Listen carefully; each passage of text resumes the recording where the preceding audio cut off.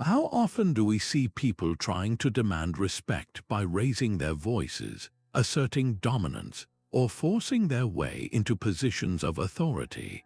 In our modern society, there's this pervasive idea that to be heard, to be respected, you have to be the loudest in the room, the most aggressive in the argument, or the most insistent in your demands. But what if that approach is not only exhausting, but fundamentally flawed? What if true, lasting respect isn't seized through force, but cultivated through something far deeper and more enduring? The ancient Stoics understood this truth better than anyone. They recognized that real influence doesn't come from volume or aggression. It comes from inner strength, quiet dignity, and the unwavering practice of virtue. Marcus Aurelius, one of history's most respected leaders, once reflected that the best answer to anger is silence. Not passive silence, but intentional, powerful restraint, the kind that speaks volumes without uttering a word. That's the heart of the Stoic path to respect, a journey inward, not an outward performance. In this video, we're going to explore 25 timeless ways to command respect without ever raising your voice. These are principles rooted in Stoic philosophy practices that emphasize presence over pressure, calm over chaos, and integrity over intimidation. This isn't about manipulation or playing social games. It's about building a version of yourself that naturally draws respect because of who you are, not just what you say. Whether you're navigating professional challenges, personal relationships, or your own inner world, these insights are designed to help you foster deeper connections and lead with quiet authority. We'll dive into how being fully present can make others feel truly seen, how maintaining composure under pressure projects unshakable strength, and how humility and empathy can build bridges where force would only build walls. Each of these principles is practical, actionable, and deeply relevant to the world we live in today. This isn't abstract philosophy, it's a guide for living with greater purpose, influence, and peace. So if you've ever felt frustrated by the noise and posturing that often define social and professional dynamics, this journey is for you. Together, we'll uncover how the quiet power of Stoicism can help you earn respect through authenticity, not aggression, and how you can apply these lessons to create a more meaningful impact in every area of your life. Let's begin.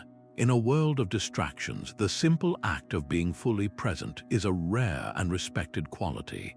Think about your own day for a moment. How often are you truly, completely engaged in a conversation? Not just physically there, but mentally and emotionally available, not glancing at your phone, not thinking about your reply while the other person is still talking, not letting your mind drift to your never-ending to-do list. This state of undivided attention is a powerful form of respect. It silently communicates to the other person, what you are saying matters, you matter. And in return, that person cannot help but respect you for the gift of your focus. The Stoics, thousands of years ago, understood this profound power of presence. They called it prosoch, or attention. It was the foundational practice of their philosophy, the act of vigilantly attending to your thoughts, your judgments, and your actions in the present moment. Epictetus, the philosopher who was born a slave, emphasized this when he said, "If you seek truth, you will not seek to gain a victory by every possible means, and when you have found truth, you need not fear being defeated." What he's pointing to is the need to focus our efforts not on winning arguments, but on understanding what is true and right in the moment. It's about directing our attention wisely, away from ego and towards genuine connection. This ancient wisdom is perhaps more critical today than ever before.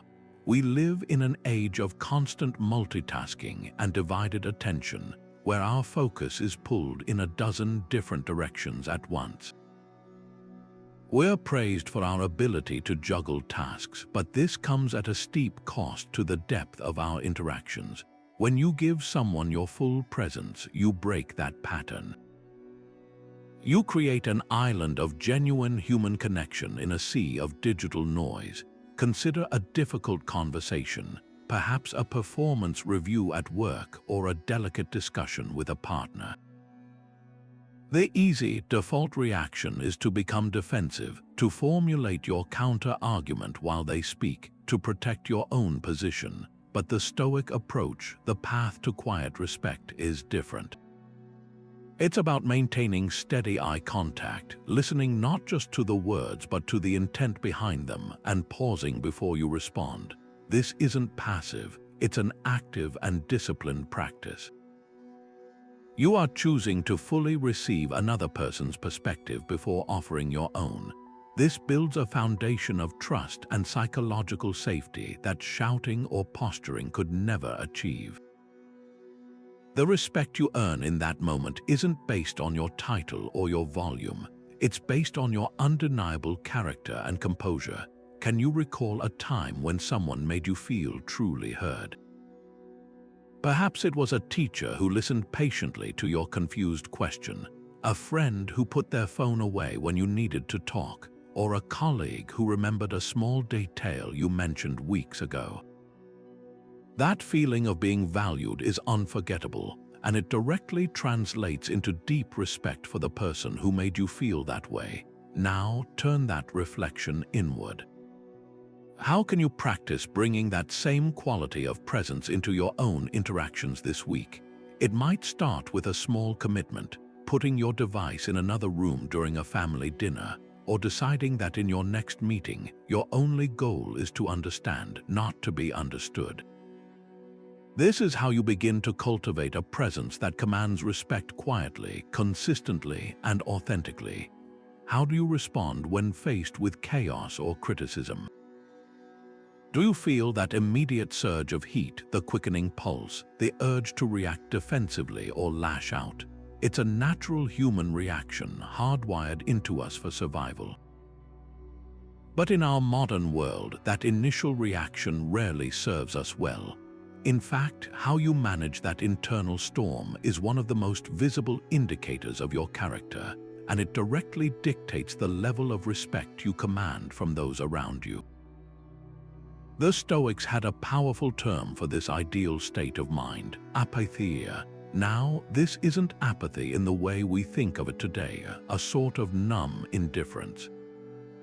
For the Stoics, apatheia was freedom from the destructive, irrational passions that cloud our judgment.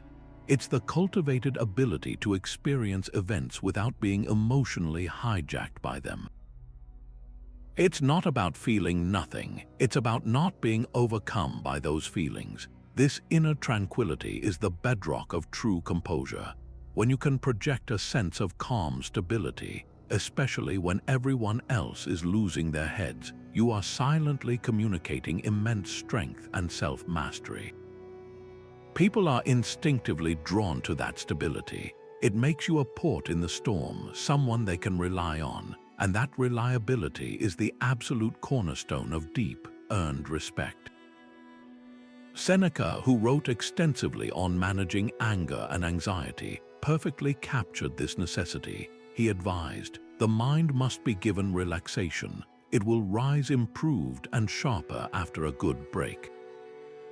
Just as rich fields must not be forced, for they will quickly lose their fertility if never given a rest, so constant work will break the power of our minds.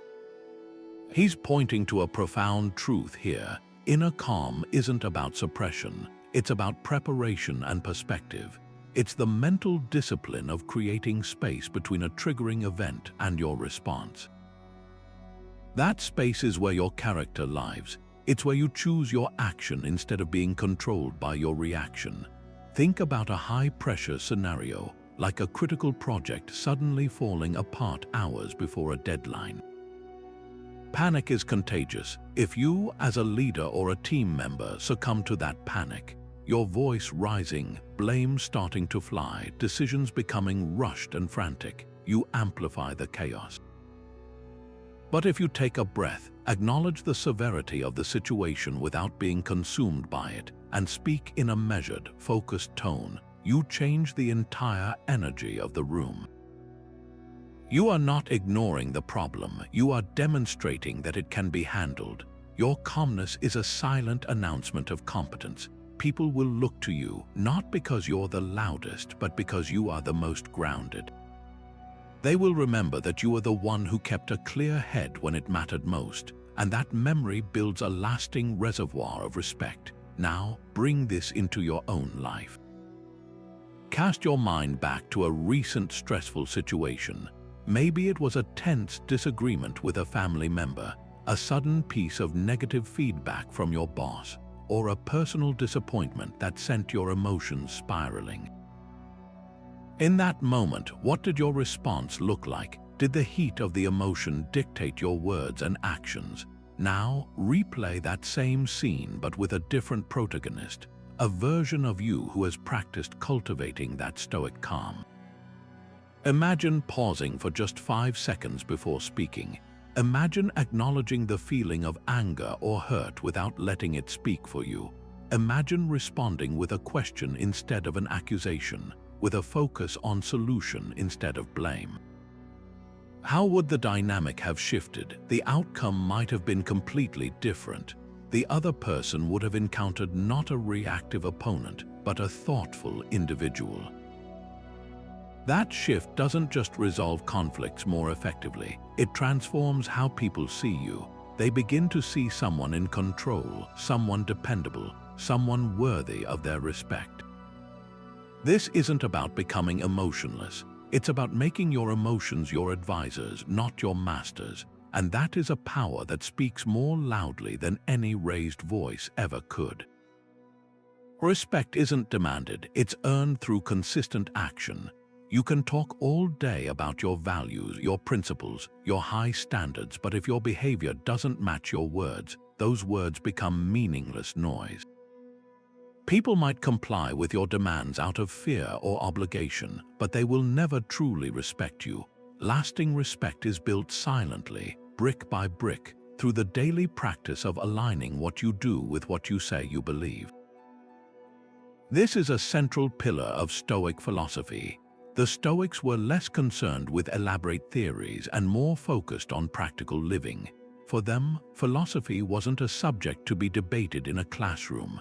It was a way of life to be practiced in the marketplace, the home, and the halls of power. Virtue wasn't an abstract concept, it was action.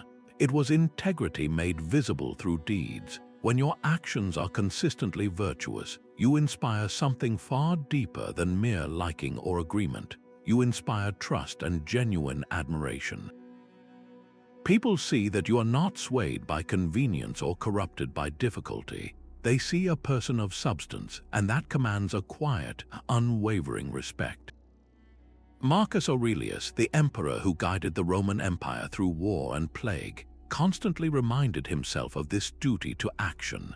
In his private journal, known today as Meditations, he wrote, "Waste no more time arguing what a good man should be. Be one." This is the Stoic ethos in its purest form. It's a call to stop defining your character through words and start defining it through your choices. Every decision, from how you treat a server in a restaurant to how you handle a confidential piece of information, is a vote for the kind of person you are. When those votes are consistently cast for honesty, fairness, and courage, you build a reputation that is unshakable. People learn that they can predict your behavior not based on your mood or the circumstance, but based on your core character. That predictability in goodness is incredibly rare and therefore incredibly powerful. Consider a historical figure like George Washington. His power didn't come from his title or his speeches, it came from his demonstrated actions. After leading the Revolutionary Army to victory, he could have easily seized absolute power. Many expected him to, and some even encouraged it. but his actions were aligned with his stated value of republicanism and civic virtue. He famously resigned his military commission and returned to his farm, an act that astonished the world and cemented his reputation as a leader who valued the nation above his own ambition. This single action, this walking of the talk, earned him a level of respect that echoing pronouncements never could. You see this in everyday life, too. Think about a coworker who always follows through on their promises, who volunteers for the difficult tasks without complaint, or who gives credit freely to others. You don't need them to give a lecture on teamwork. Their actions are the lecture. You naturally gravitate toward them, trust them, and hold them in high esteem. Their influence grows not because they seek it, but because their consistent behavior earns it. Now, turn this lens on yourself. Where might there be a gap, however small, between your professed values and your daily actions? Perhaps you value health but find yourself consistently skipping exercise. Maybe you prize honesty but sometimes tell small, convenient lies to avoid awkwardness. Or it could be that you believe in being present with your family, but your phone is still in your hand during conversations. This isn't about judgment, it's about awareness. The Stoic journey is about closing those gaps one action at a time. Pick one area, just one, where you can better align your behavior with your belief this week. It doesn't have to be a grand gesture. It could be as simple as completing a task you promised yourself you'd do, or speaking up in a meeting when you see something that goes against your team's values. Each time you act in accordance with your principles, you are not just checking a box. You are strengthening your character and silently communicating to the world that you are a person worthy of respect. Sometimes the most powerful thing you can say is nothing at all. In an era where everyone seems compelled to share every opinion, react to every provocation, and fill every moment of silence with noise, the deliberate choice to hold your tongue becomes a profound statement of strength. This is the essence of discretion, a Stoic practice that transforms silence from a passive absence into an active tool for building respect and maintaining peace. The ancient Stoics placed immense value on measured speech, seeing it as a direct extension of self-control.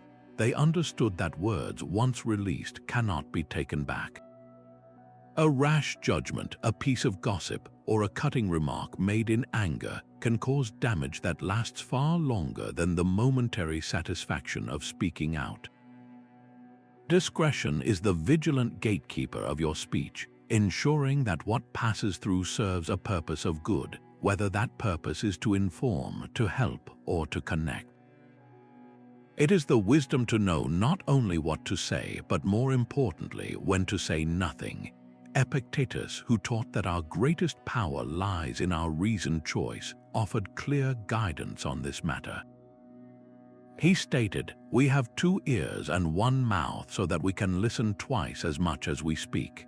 This simple, physical metaphor points to a deep philosophical truth. The goal is not to never speak, but to ensure that your speaking is always preceded by careful listening and even more careful thought. He further advised to only speak when you are certain your words will improve upon the silence. This is a radical filter for our communication. Before you contribute to a conversation, you are called to ask yourself, are my words true? Are they necessary? Are they kind? If they fail any one of these tests, the Stoic practice is to exercise the strength of your character and choose silence. This isn't about being secretive or withdrawn, it's about being intentional. It's about recognizing that your speech is a resource that should be invested wisely, not spent frivolously. Consider the modern communication pitfalls we navigate daily, especially the minefield of office gossip. It often starts innocently enough, a whispered comment about a manager's decision, a sympathetic sigh about a coworker's performance, a piece of speculative news about upcoming changes. Engaging in it can feel like a way to bond, to be in the know, to feel part of the group. But from a Stoic perspective, this is a trap.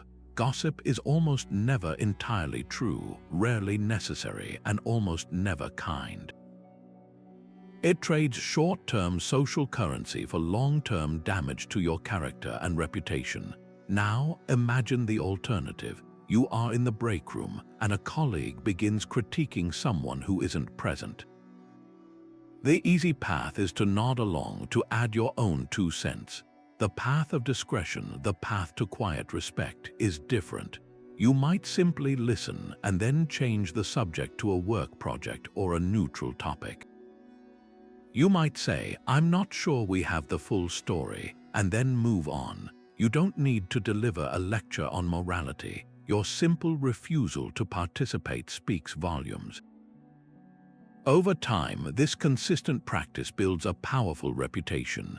People will learn that you are a safe confidant, that you cannot be drawn into petty drama, and that your words are always measured and reliable.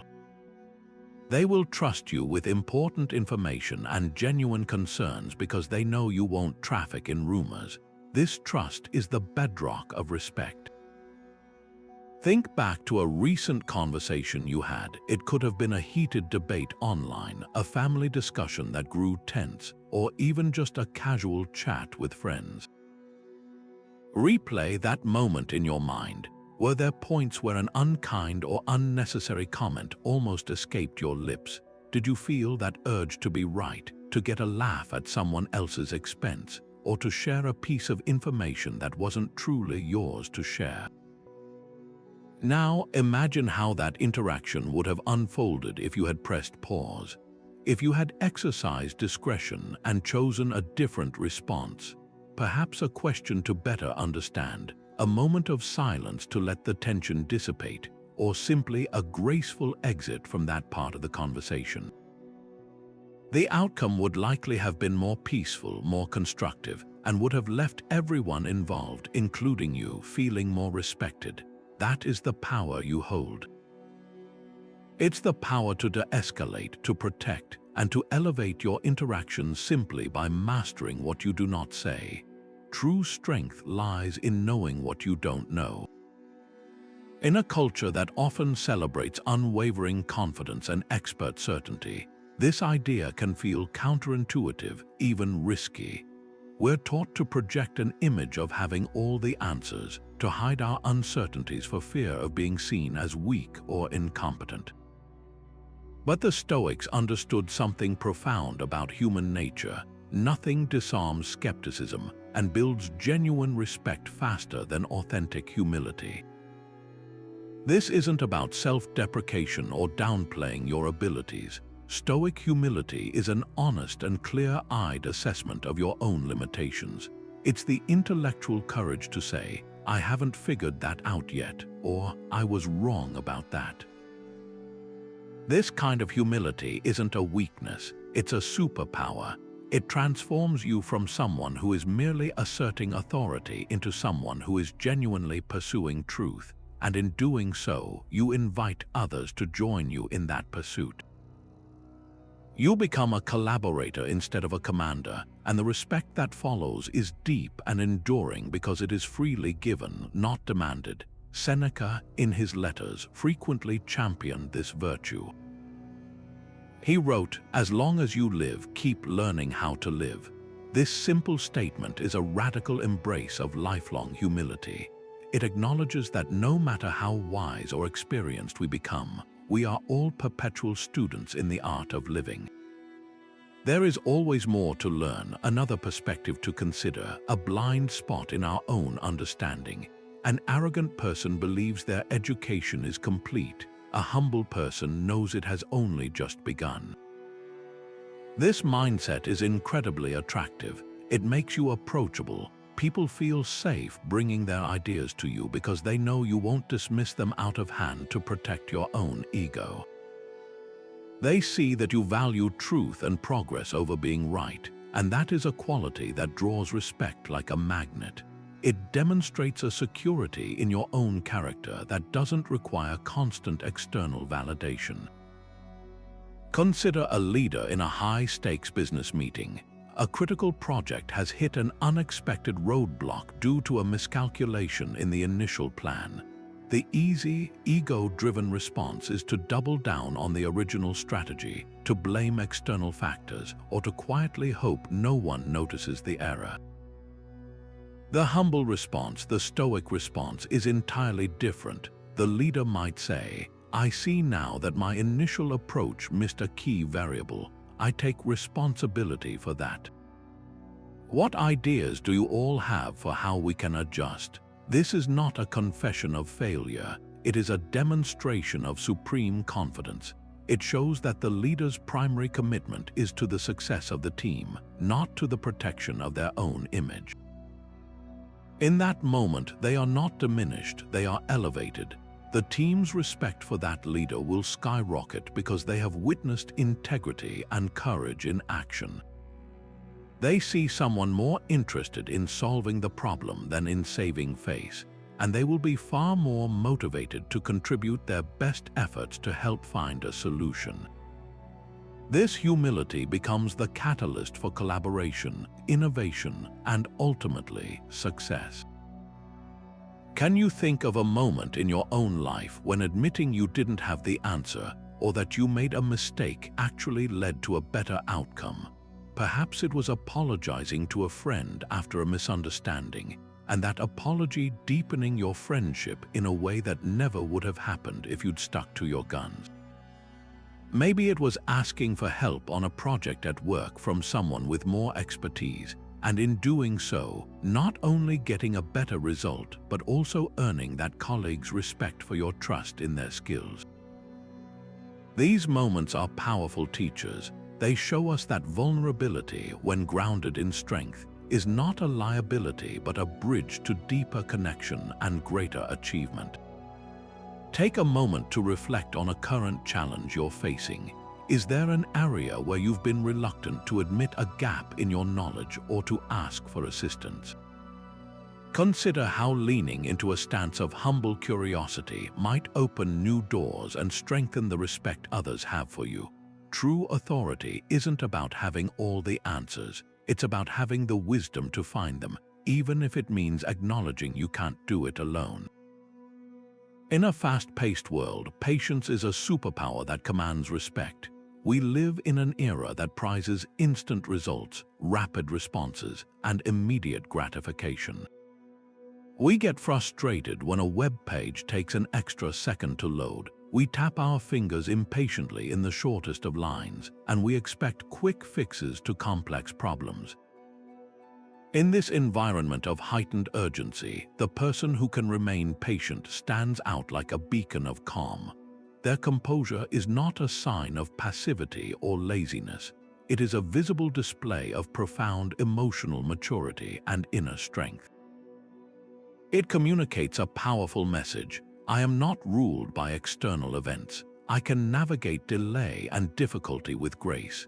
This ability to accept the natural timing of things, to endure adversity without complaint, and to grant others the space to learn and grow at their own pace is one of the most reliable ways to earn deep, genuine respect.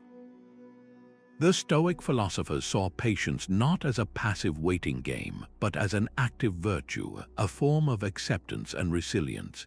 They called for an understanding of the natural order of the universe, which operates on its own timeline, not ours. A core tenet of their philosophy is the dichotomy of control, focusing our energy only on what is within our power, our judgments, our actions, our responses, and accepting with equanimity all that is not, which includes most external events and the actions of other people. Patience is the practical application of this acceptance. It is the conscious decision to release our frustration over traffic jams, bureaucratic delays, or the slow progress of a junior colleague. Marcus Aurelius, who faced endless military campaigns, political betrayals, and personal loss, constantly counseled himself on this very point. He wrote in his private meditations, "Accept the things to which fate binds you, and love the people with whom fate brings you together, but do so with all your heart." This is not a call for resigned apathy. It is an instruction to pour your full effort into your own actions while peacefully accepting the outcomes and the pace at which they unfold.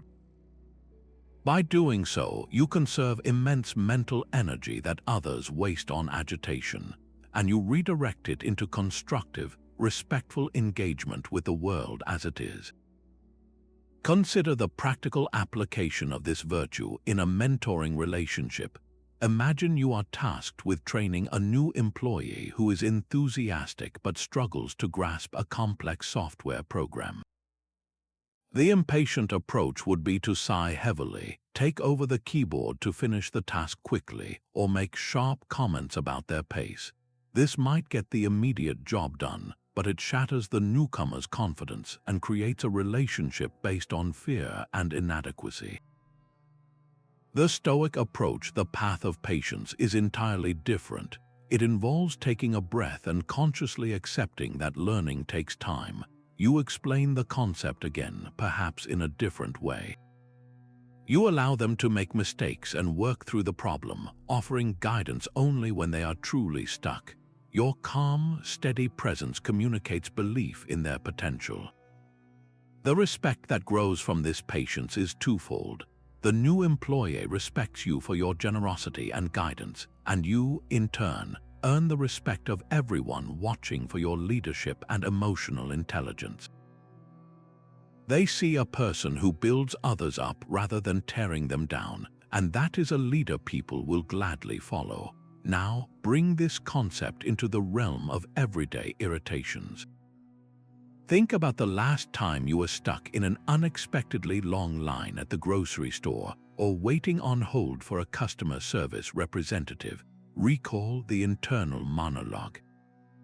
Did it feature sighs of exasperation, mental complaints about inefficiency, and a general sense of being unfairly inconvenienced? This is the default reaction. But the Stoic practitioner, seeking to cultivate respect through character, would see this same situation as a training ground for patience. Instead of fighting against the reality of the delay, they would accept it. They might use the time to observe their surroundings, plan their day, or simply practice being present. Their outward calm in the face of a shared frustration often has a subtle, calming effect on those around them. While others grumble, the patient person is a portrait of serenity. People notice this. They may not say anything, but they register the strength of character it takes to remain unruffled. This quiet demonstration of self-control, repeated over dozens of small moments, builds a formidable reputation for reliability and maturity. Take a moment to look at your own life through this lens. Where is your patience most frequently tested? Is it during your daily commute, when dealing with a particular family member who has different habits, or while working on a long-term project that isn't showing immediate results? Identify that one recurring trigger. Now make a conscious plan for the next time it arises. Decide in advance that you will choose a different response. When you feel that familiar surge of impatience, you will pause and remind yourself of what is within your control, only your reaction, and what is not, the external event itself. Choose to meet that moment not with agitation, but with calm acceptance. Observe how this shift not only changes your own internal experience, but also alters the dynamic of the interaction. You may find that your calmness is contagious, that it de-escalates tension, and that it allows for more constructive outcomes.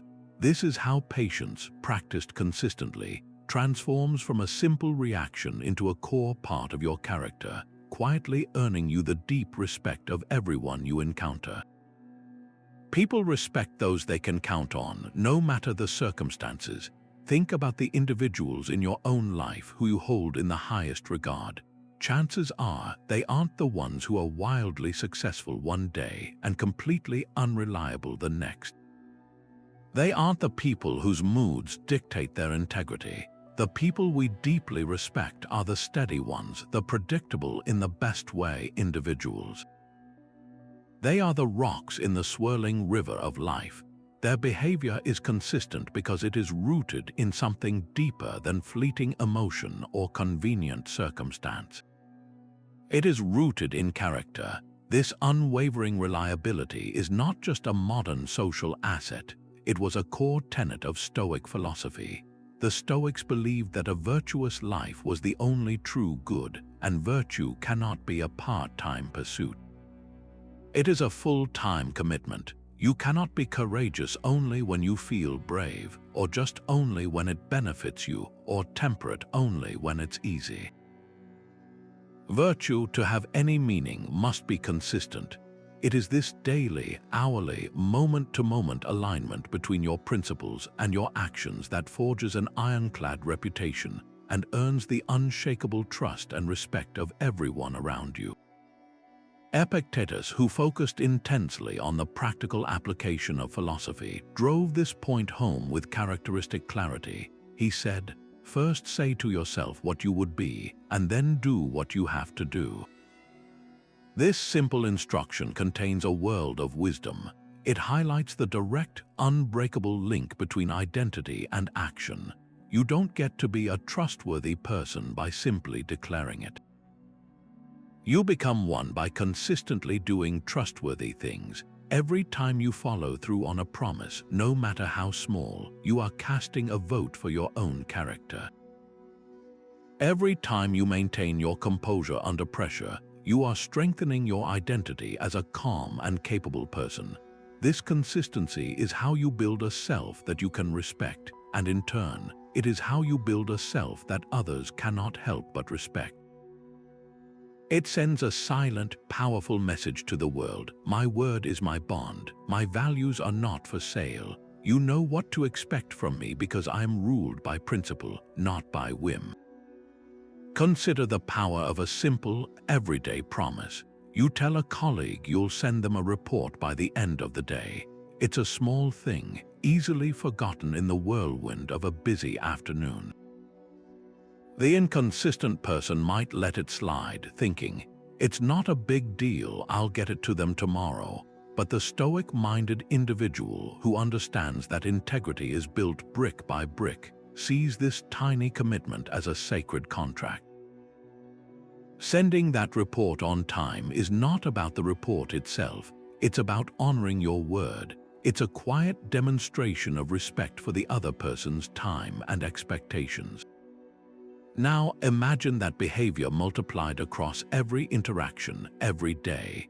You become the person who always returns phone calls, the person who is always on time for meetings, the person who never badmouths a friend behind their back. This rock-solid reliability becomes your signature. People stop wondering if you'll come through, they simply know that you will. That certainty is incredibly rare and therefore incredibly valuable. It builds a foundation of trust so strong that when a true crisis hits, you are the first person others will turn to because your consistency has proven you are built for the storm. This brings us to a crucial point of self-reflection, a moment to turn the Stoic mirror on ourselves. How consistent are you truly in your own commitments? Not just the big, public promises, but the small, private ones you make to yourself and others. Do you follow through on your plan to exercise, or does the intention often fade? When you tell yourself you will spend less time on your phone, do you actually do it? This internal consistency, the alignment between your intentions and your actions, is the very bedrock of self-respect. You cannot expect to earn respect from the outside world if you are constantly breaking promises to the person in the mirror. So take an honest inventory. Identify one area, just one, where there is a gap between what you say you will do and what you actually do. Perhaps it's a project you've been procrastinating on, or a commitment to be more present with your family. Then make a conscious and deliberate plan to close that gap. Decide that for the next week, you will show up fully in that one area with unwavering consistency. Notice how it feels to keep that promise to yourself. Notice the quiet confidence it builds. This is the practice. This is how you forge a character that commands respect not through loud declarations, but through the powerful, silent echo of actions that always match words. To understand another is to earn their respect without saying a word. This profound truth lies at the heart of empathy, a quiet strength that forges connection not through authority or argument, but through genuine comprehension. It's the ability to step outside your own viewpoint, to momentarily set aside your judgments and agendas, and to truly see the world through someone else's eyes. In our quest for respect, we often fall into the trap of believing we need to convince others, to win them over to our side, to dominate the conversation. But the Stoics pointed toward a far more powerful and enduring path. They called it cosmopolitanism, the idea that we are all citizens of a shared world, bound together by a common humanity. This isn't just a nice sentiment, it's a practical philosophy for engagement.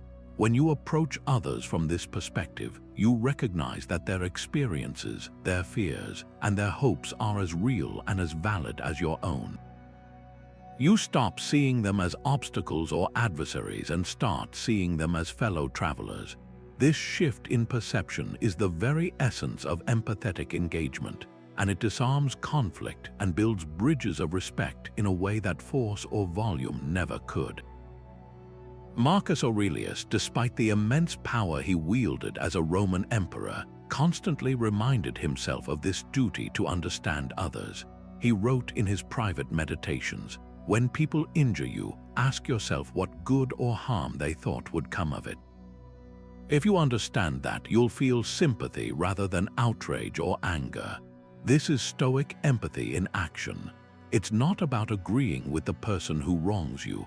It's about seeking to understand the reasoning, however flawed, behind their actions. That act of seeking understanding is what transforms a volatile, resentful reaction into a calm, measured response. It allows you to maintain your own inner peace while also acknowledging the humanity of the other person. When you respond to injury not with matching anger but with a composed attempt to understand, you demonstrate a level of emotional mastery and respect for shared humanity that is incredibly compelling. People may not always admit it, but they are disarmed by this response. They expect a fight, they receive thoughtful engagement. This unexpected reaction often prompts self-reflection on their part and almost always earns you their deep, if grudging, respect. Let's bring this down to a scenario we've all likely faced.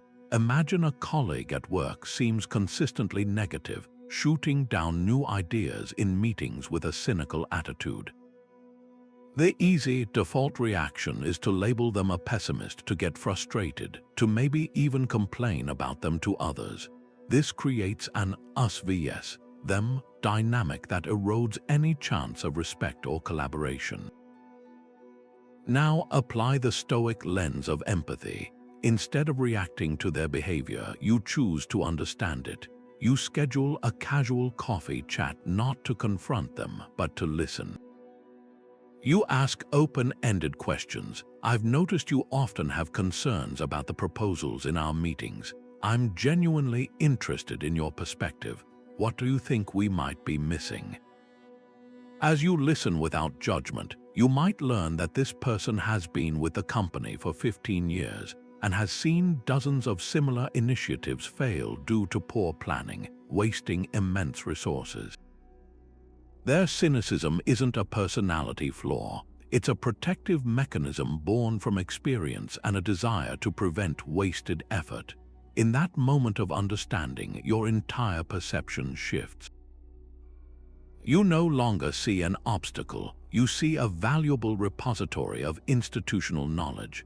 By demonstrating that you value their perspective, you have not only gained crucial insights but have also earned their respect. They feel heard and valued, and they will now be far more likely to engage with your ideas constructively, seeing you as an ally rather than an opponent. This practice of empathetic understanding requires us to actively challenge our own automatic judgments. It asks us to pause before we dismiss someone and to get genuinely curious about the story behind their behavior. Think about someone in your own life with whom you frequently struggle. It could be a relative with opposing political views, a neighbor with annoying habits, or a friend who has become distant. For a moment, set aside your own rightness and your own grievances. Instead, try to mentally walk a mile in their shoes. What fears might be driving their behavior? What past experiences have shaped their worldview? What unspoken pressures are they under that you might not see? You don't have to agree with their conclusions or condone their actions. The goal is not approval, it is understanding. This simple act of cognitive empathy can fundamentally alter the dynamic of your relationship. It replaces frustration with curiosity, anger with compassion, and conflict with the potential for connection.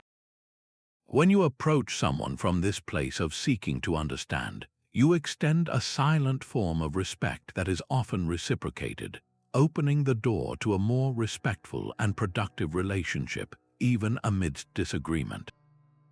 In the noise of modern life, silence can be your greatest ally in earning respect. We are constantly surrounded by a barrage of sounds, notifications, and opinions, a relentless stream that pressures us to contribute our own voice just to be heard. But what if the most powerful contribution you can make is not another sound, but a deliberate and purposeful quiet? The Stoics held a deep appreciation for this kind of strategic silence, viewing it not as an empty void but as a fertile space for clarity, self-mastery, and profound thought. In a culture that often mistakes talking for leading and volume for conviction, the ability to comfortably hold silence is a rare and potent form of strength. It conveys a confidence that doesn't need constant validation, a poise that isn't easily shaken, and a wisdom that understands the immense value of listening and reflection before acting. This restrained use of your voice is a silent language of respect for the situation, for the other person, and most importantly, for your own principles. Seneca, who wrote extensively on the pitfalls of an unguarded tongue, perfectly captured this Stoic ideal. He advised, "Be silent as much as you can. Speak only when you must, and then say only what is necessary." This is far more than a simple tip for conversation. It is a profound philosophical stance. Seneca is urging us to see speech not as a default state, but as a carefully chosen tool to be used with precision and intention. Every word we release into the world carries weight and consequence. Rash speech spoken in anger or haste can cause damage that takes years to repair. Gossip erodes trust. Unnecessary arguments drain energy and create conflict where none needed to exist. Strategic silence, by contrast, acts as a filter. It allows the initial heat of emotion to pass, giving your rational mind the space to engage. It prevents you from committing to a position before you fully thought it through. It is the ultimate expression of self-control, demonstrating that you are the master of your impulses, not their servant. Consider the immense power of this practice in a heated discussion, perhaps a strategic debate at work or a passionate disagreement with a partner. The natural, impulsive reaction when challenged is to defend yourself immediately, to interrupt, to raise your voice to overpower the other. This almost always escalates the tension and pushes both parties further into their corners. Now imagine applying the Stoic tool of silence. Instead of reacting the moment the other person finishes speaking, you consciously pause. You allow 3 seconds of quiet to hang in the air. In that brief silence, you are doing crucial work. You are regulating your own emotional response. You are processing what was actually said, and you are considering the most constructive way forward. This pause is not a sign of weakness or that you've run out of things to say. On the contrary, it broadcasts immense confidence and control. Everyone in the room feels it. They see a person who is not easily rattled, who thinks before they speak, and who values a good outcome over a cheap victory. When you finally do respond, your words will be measured, thoughtful, and far more likely to de-escalate the situation and guide it toward a resolution. The respect you earn in that moment is not for your rhetorical brilliance, but for your formidable composure. This practice extends far beyond formal arguments into the fabric of our daily interactions. How often do we feel the urge to fill a lull in conversation with nervous chatter, to offer unsolicited advice when a friend just needs to be heard, or to immediately respond to a provocative email? Each of these moments is an opportunity to exercise the power of restraint. Choosing not to fill the space with noise shows comfort with yourself. Choosing to listen instead of advising shows respect for the other person's process. Choosing to wait before hitting reply can prevent a world of misunderstanding. Think about your own day, from morning until night. When might you benefit from introducing more intentional silence? Perhaps it's during your first hour at work, choosing to plan your day quietly instead of diving immediately into the chatter of the office. Maybe it's during a dinner with family, resisting the pull to check your phone and instead simply being present in the shared quiet. Or it could be in those fleeting moments of frustration, granting yourself the gift of a silent breath before choosing your words. Each time you do this, you are not withdrawing from the world. You are engaging with it more skillfully and respectfully, building a reputation as someone whose words, when they do come, are always worth hearing. Gratitude isn't just good manners, it's a quiet way to command respect.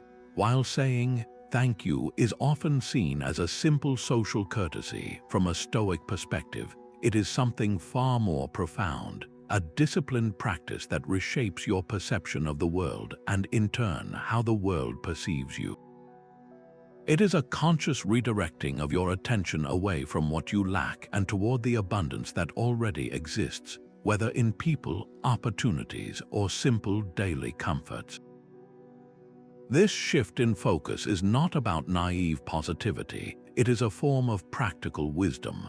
By actively acknowledging the good, you strengthen your resilience against adversity and cultivate a grounded humility. You recognize that much of what you have is not solely your own doing, but also the result of fortune, nature, or the efforts of others. This realization is the antithesis of arrogance. When you express genuine gratitude, you are silently communicating that you do not feel entitled.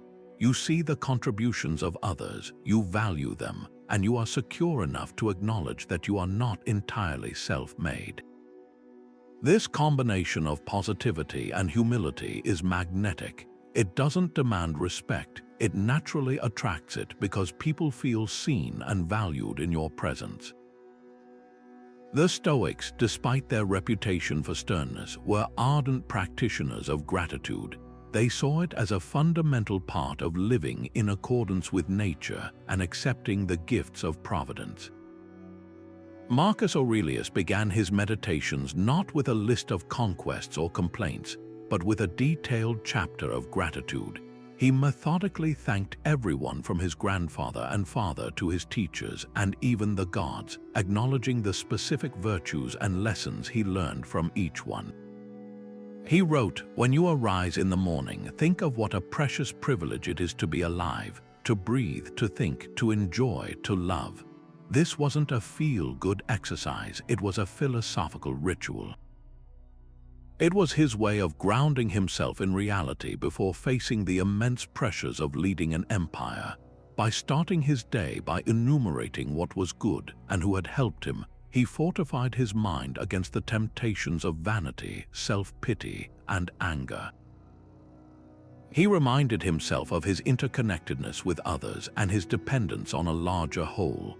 This daily practice cultivated a leadership style rooted not in isolated arrogance, but in humble acknowledgement, which undoubtedly earned him the deep loyalty and respect of those who served him. This ancient practice translates seamlessly into our modern lives, especially in environments where respect is paramount, such as the workplace.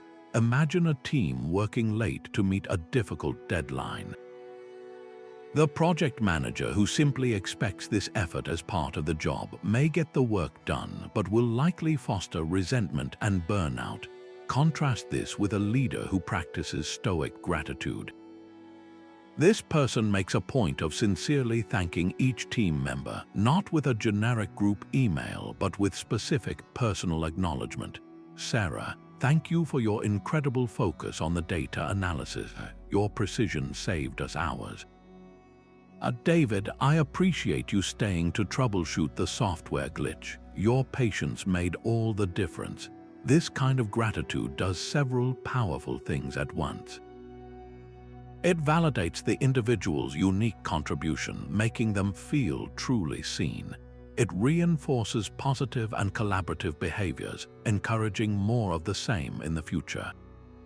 Most importantly, it demonstrates that the leader is not taking the team's effort for granted. This builds a culture of mutual respect and psychological safety where people feel valued and are therefore more motivated, loyal, and willing to go the extra mile. The respect for that leader grows because it is clear their authority is tempered with humility and appreciation. Now, bring this concept into your own sphere of influence. It doesn't require a corporate team to practice this. It can start in the smallest interactions. Thank the barista for your coffee. Acknowledge your partner for taking out the trash. Express genuine appreciation to a friend for their listening ear. Each act of gratitude is a small but significant deposit into the emotional bank account of your relationships. To make this tangible, take a moment right now to bring to mind 3 specific things you are grateful for in this very moment. They don't have to be grand. Perhaps it's the comfortable chair you're sitting in, the warmth of the sun through a window, or a kind word someone offered you earlier today. Now take it a step further. Consider one person who contributed to your day, however indirectly. How might you express that gratitude to them? A quick text, a heartfelt verbal thanks. A note, this isn't about performing a duty. It's about actively participating in the web of mutual support that makes life meaningful. Notice how the simple act of identifying these points of light shifts your own focus, and how expressing that gratitude might not just brighten someone else's day, but fundamentally deepen their respect for you as a person who sees and values the good in others. How do you handle yourself when everything seems to be falling apart? That moment when a project you've invested months in suddenly collapses, when you receive shocking personal news in the middle of a workday, or when a public mistake threatens your reputation. These are the moments that truly test character. It's not our words or our plans that define us in the eyes of others, but our reaction to the unexpected, the difficult, the outright disastrous. In these crucibles of pressure, the ability to maintain your composure is not just a personal advantage. It's a silent, powerful language that communicates strength, reliability, and profound competence. It tells everyone watching, I am not easily shaken. I can be depended upon even in the storm. This unwavering calm is one of the most immediate and recognizable ways to earn deep respect, because it is so rare and so necessary. The Stoics didn't just admire this quality, they saw it as the very essence of a virtuous life. They called this state equanimity, a mental and emotional steadiness that remains unfluctuating amidst the inevitable ups and downs of fortune. For them, adversity was not an interruption of a good life, it was an essential part of it. It was the training ground where virtue was forged and proven. A life without challenge, they argued, could never produce strength, courage, or resilience. Therefore, the goal was not to avoid pressure, but to meet it with a soul prepared and a mind clear. Maintaining composure wasn't about suppressing emotions or pretending everything was fine.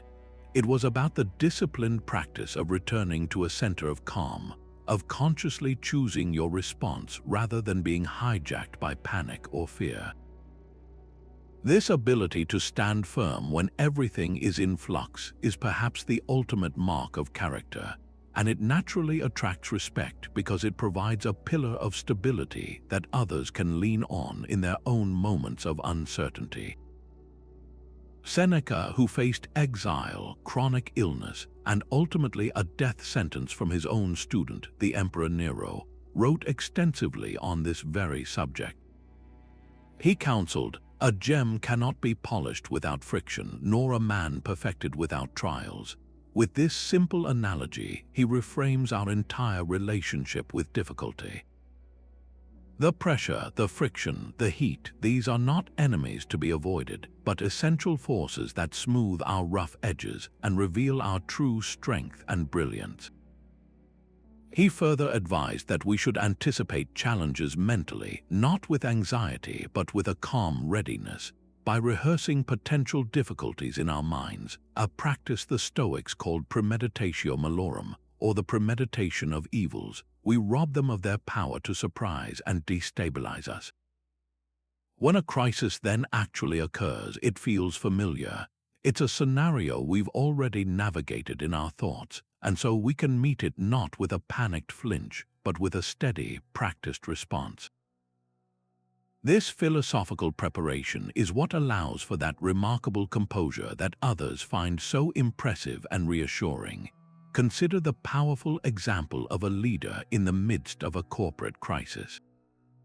Imagine a CEO who has to address the entire company after a major data breach has been made public. Morale is low, fear is high, and the media is circling.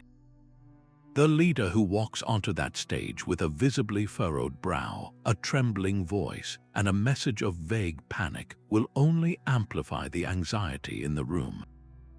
They might try to command respect through their title, but their composure, or lack thereof, undermines their authority instantly. Now picture the alternative. The CEO enters the room, stands tall, and makes calm eye contact. Their voice is measured and clear as they acknowledge the severity of the situation without sugarcoating it. They outline the concrete steps already being taken, take full responsibility, and express unwavering confidence in the team's ability to navigate the challenge. Their calm is not a dismissal of the problem, it is a testament to their control over their own reactions. This demeanor is contagious. It settles the nervous energy in the room. Employees don't see a leader who is oblivious. They see a leader who is in command not of the crisis itself, but of themselves within the crisis. That self-command is the foundation upon which trust is built in that moment, and the respect earned from handling that single event with poise can last for an entire career. Now bring this concept out of the boardroom and into your own lived experience. Cast your mind back to a recent stressful event. It doesn't have to be a global crisis. It could be a difficult conversation that escalated quickly, a moment of stage fright before a presentation, or receiving critical feedback that felt unfair. In that moment of pressure, what did your response look like? Did you feel the heat rise to your face? Did your thoughts become scrambled? Did you say something you later regretted, or retreat into silence? Now replay that same scene with a different protagonist, a version of you who has embraced the Stoic practice of composure. Imagine taking one deep, conscious breath before any words left your mouth. Imagine acknowledging the internal panic without letting it dictate your actions. Imagine responding with a question to gain clarity instead of a retort to defend yourself. How would the entire dynamic have shifted? The other person would have encountered not a reactive opponent, but a thoughtful, grounded individual. The outcome of the event itself might have been completely different, but more importantly, the perception of you would have been transformed. They would have seen someone with inner strength, someone who can handle pressure, someone worthy of their respect.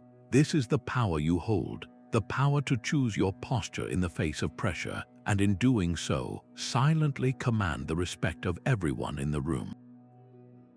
Integrity is doing the right thing even when no one is watching, and that earns respect. This simple statement holds a profound truth about character.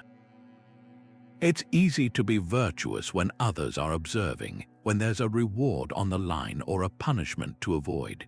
The real test of your moral fiber happens in the shadows, in those countless small moments where the only witness is your own conscience.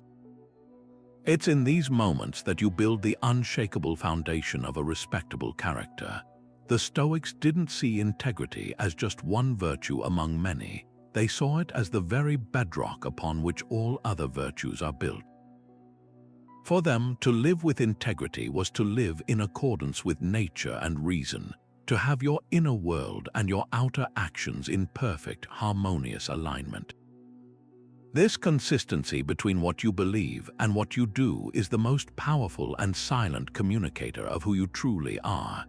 It tells the world that your principles are not situational, that your word is not for sale, and that you can be trusted absolutely. This kind of trust isn't demanded. It is quietly, consistently earned through 1,000 invisible choices, and it compels respect in a way that no title or volume ever could.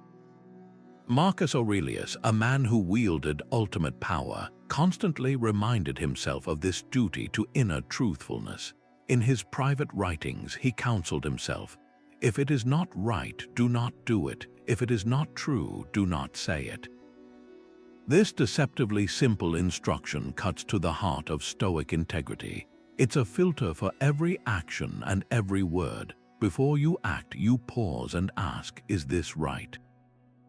Before you speak, you ask, "Is this true?" This practice removes the ambiguity from ethical living. It's not about complex philosophical calculations. It's about the immediate, gut-level assessment of whether an action aligns with your core principles.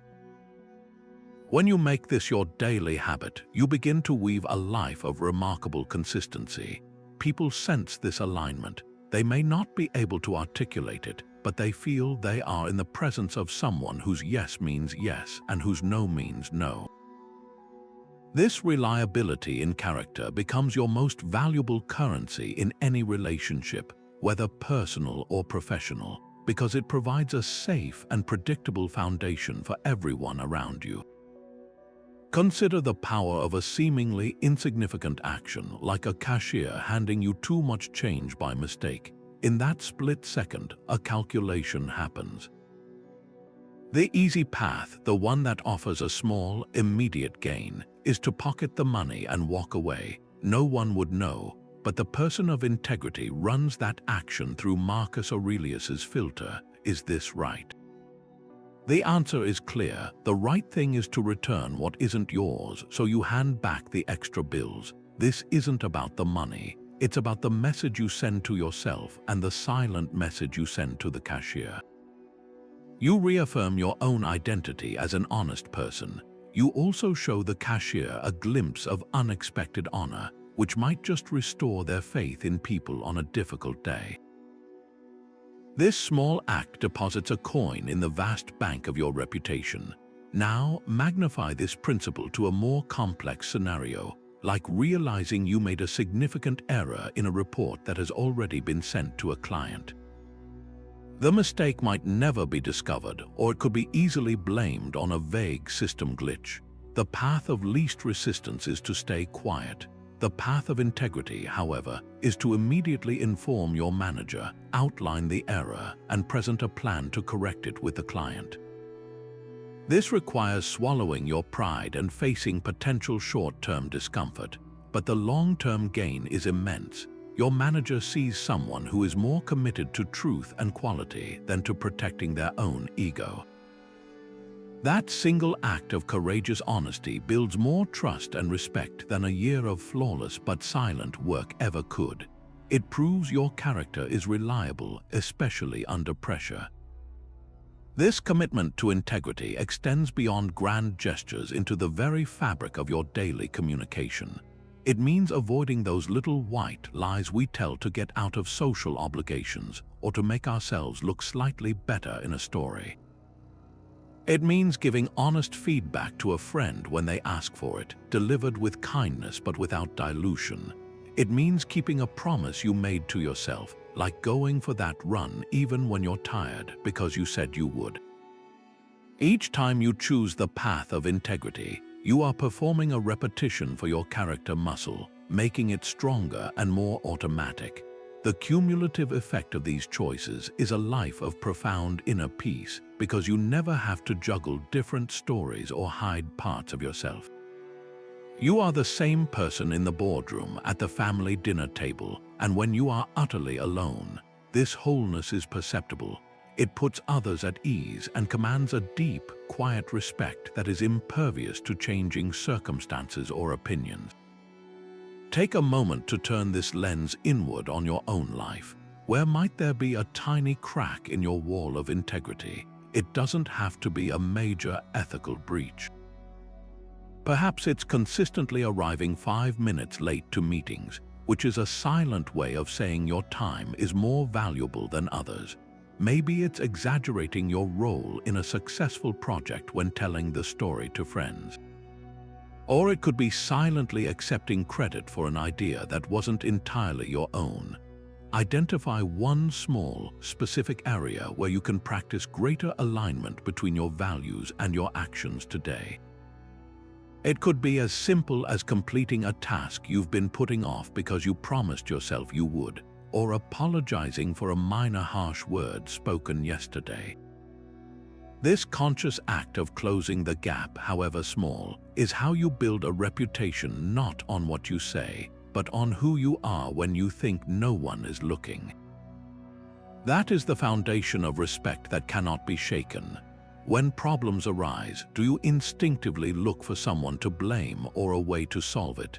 This immediate internal reaction is a powerful indicator of your mindset and, ultimately, a major factor in how much respect you command from others. The natural, ego-driven response is to find the culprit, to assign fault, to protect yourself from being the target of that blame. It feels proactive, as if we are holding people accountable. But in reality, the frantic search for who is at fault is almost always a reactive waste of precious energy that could be channeled directly into fixing the problem and preventing it from happening again. The Stoic approach offers a radical and far more effective alternative. It asks us to immediately apply the dichotomy of control, that fundamental Stoic filter. Wasting time and emotional capital on assigning blame is almost always focused on what is outside our control.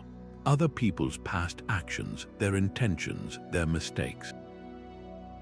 What is within our control, right here and right now, is our own response, our ability to analyze the situation, devise a solution, and take constructive action. This immediate pivot from blame to solution is not about ignoring accountability. It's about recognizing that accountability is best served by creating better outcomes, not by doling out punishment. It is a profound demonstration of leadership that earns immense respect because it shows your priorities are aligned with progress, not ego. Epictetus, the philosopher who focused relentlessly on the practical application of wisdom, gave us a perfectly clear directive on this matter. He said, "It's not what happens to you, but how you react to it that matters." While this has become a common maxim, its depth is often missed. He isn't advising passive acceptance, he is issuing a call to empowered action. The reaction he speaks of is not an emotional one, it is the reasoned, virtuous response of a rational mind. When a problem occurs, the Stoics' first and only question is, what is the next right thing I can do? This immediately moves the focus from the external, who caused this, to the internal, what can I do about it? It transforms you from a victim of circumstances into an agent of solution. This shift in posture is instantly noticeable to everyone involved. It cuts through the tension and fear that naturally accompanies a mistake or a crisis and provides a clear, calming path forward. People are naturally drawn to this clarity and will quickly rally behind the person who provides it. Imagine a practical scenario in a modern workplace. A key client presentation is derailed because the latest sales figures were not updated in the master deck. The presentation is a confusing mess of outdated data, and the client is visibly frustrated. In the conference room aftermath, the default, blame-focused response would be a tense inquiry into who was responsible for the oversight. The manager might demand to know why the last person to touch the deck didn't catch the error, creating an atmosphere of fear and defensiveness. Team members might start pointing fingers at each other or at vague processes to protect themselves. This entire energy is spent on the past, on a mistake that cannot be undone.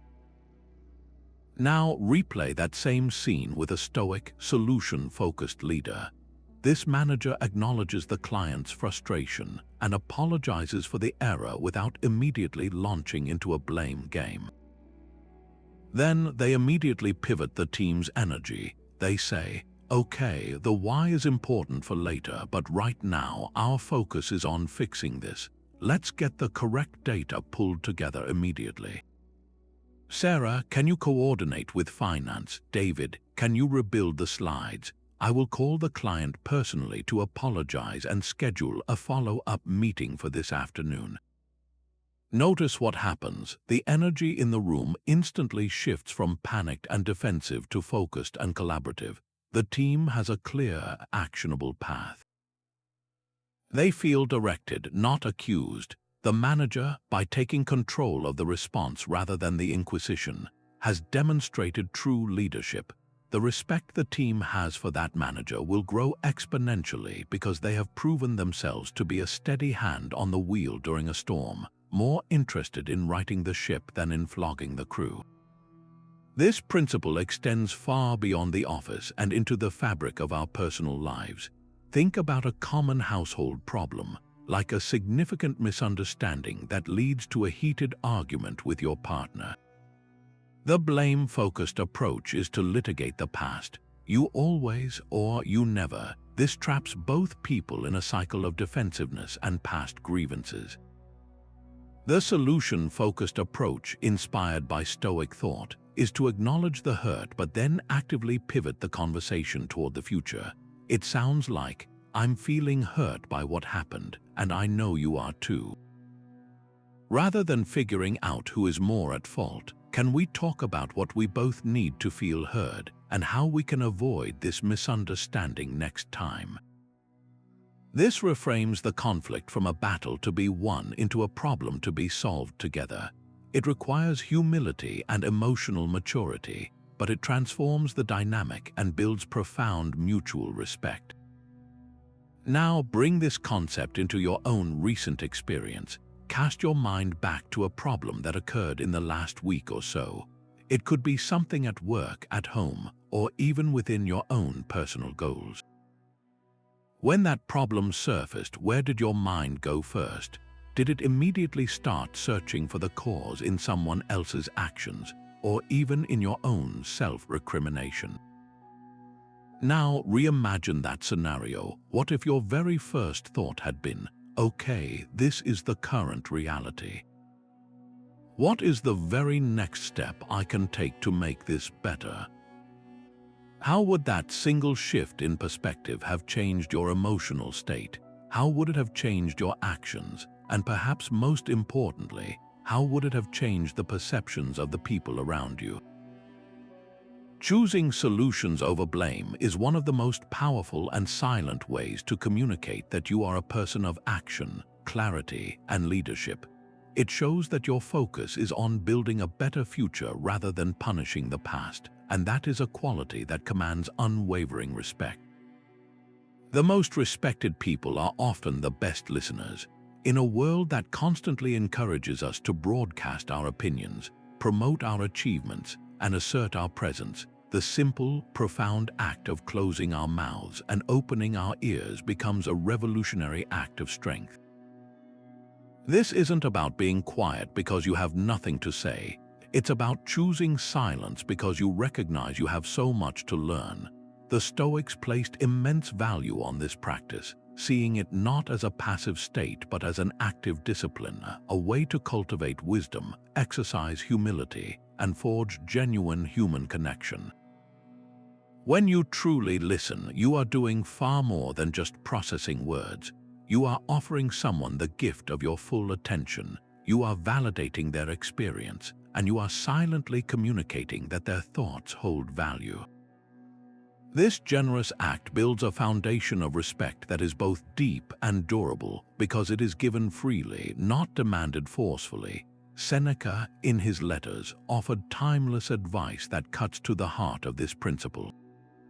He wrote, "I shall be a better man if I live as I have been taught to live, under the eyes of and with the approval of my teachers, for what can be more foolish than to think that all this rare array of wisdom has been gathered together just for the sake of entertaining our ears."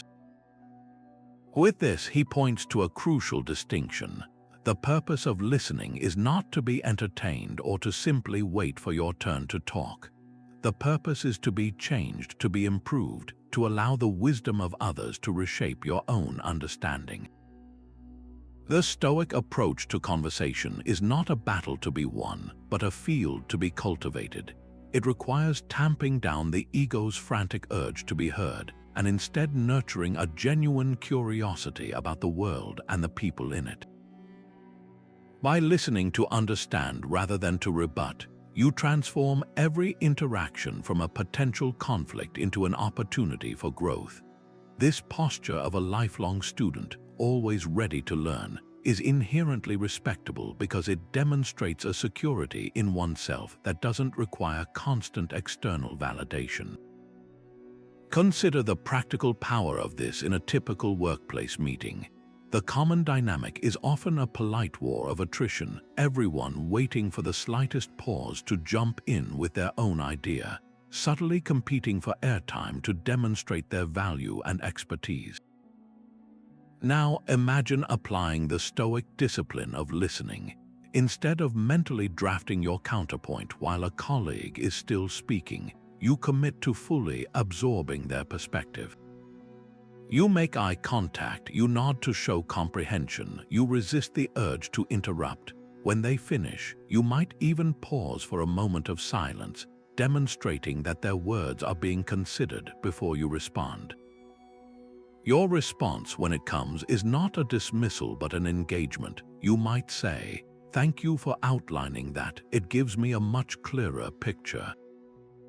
Building on your point about the client's needs, I'm wondering if we might also consider this approach does several powerful things at once.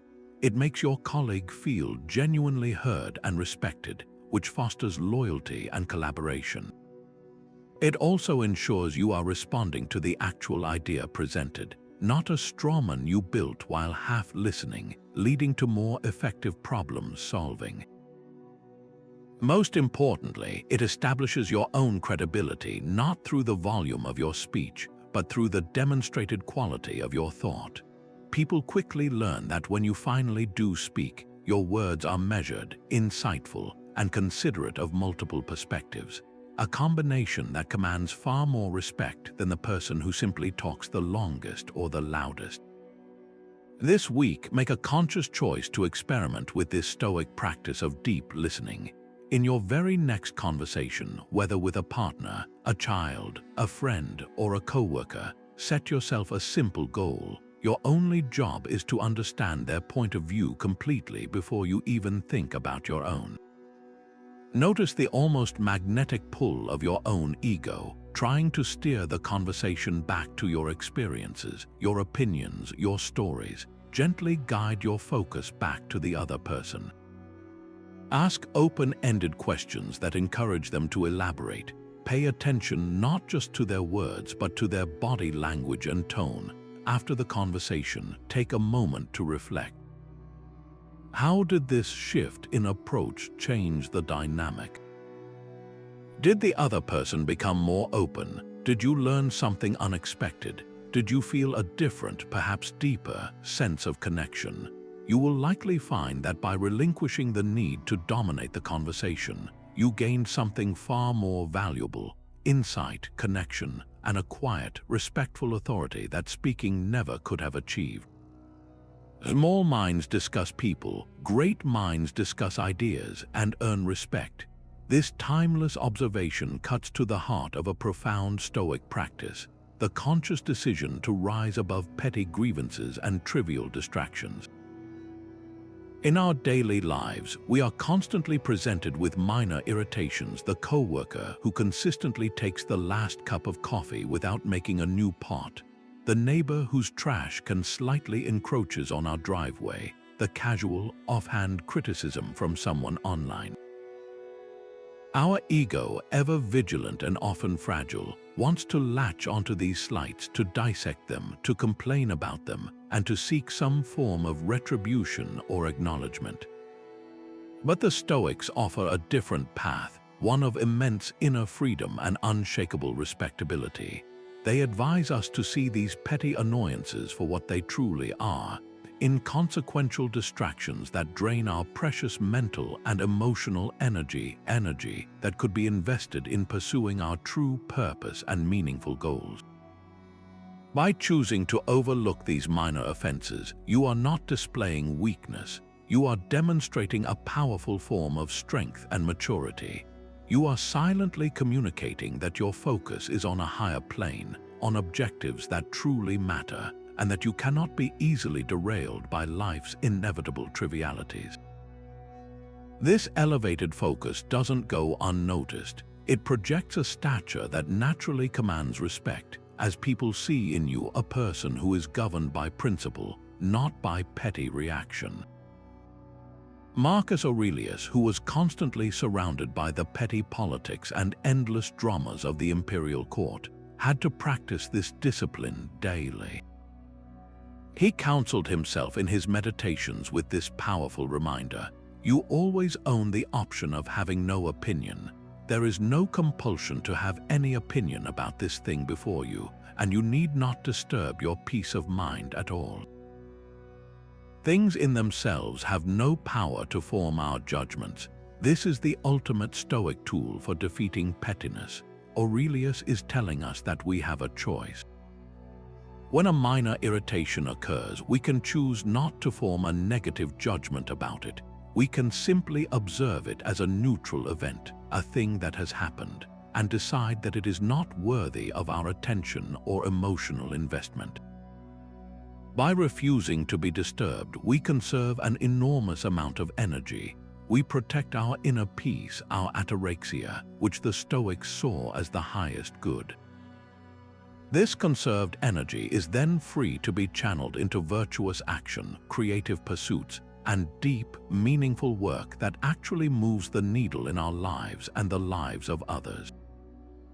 It is this strategic conservation and redirection of energy that enhances your stature, making you appear, and indeed become, more substantial, more focused, and more formidable.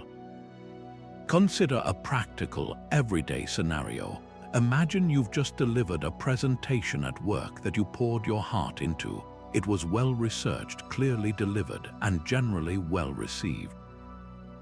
Later, you hear through the grapevine that one colleague made a snide, passive-aggressive comment about the color scheme of your slides. The petty, ego-driven response is to become fixated on this criticism. You might spend mental energy obsessing over why they would say that, complain about them to a sympathetic coworker, or even feel an urge to make a similarly petty comment about their next work.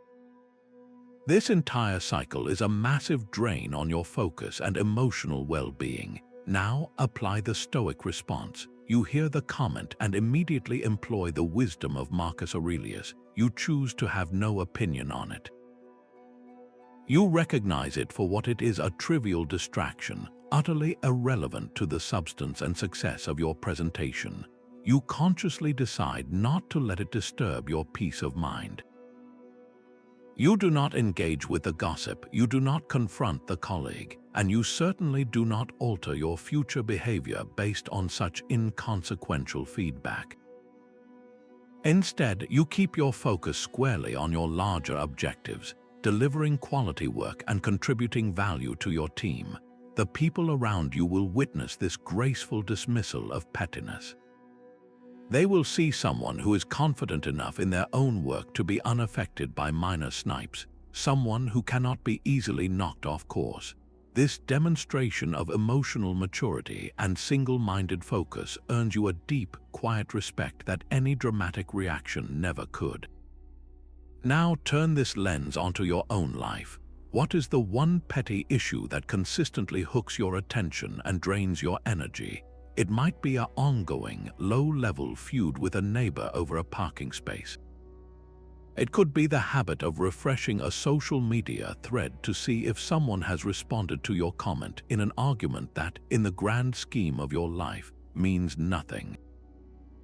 Or perhaps it's the simmering resentment you feel toward a family member for a past slight that they have likely long forgotten. Identify that one recurring source of petty distraction.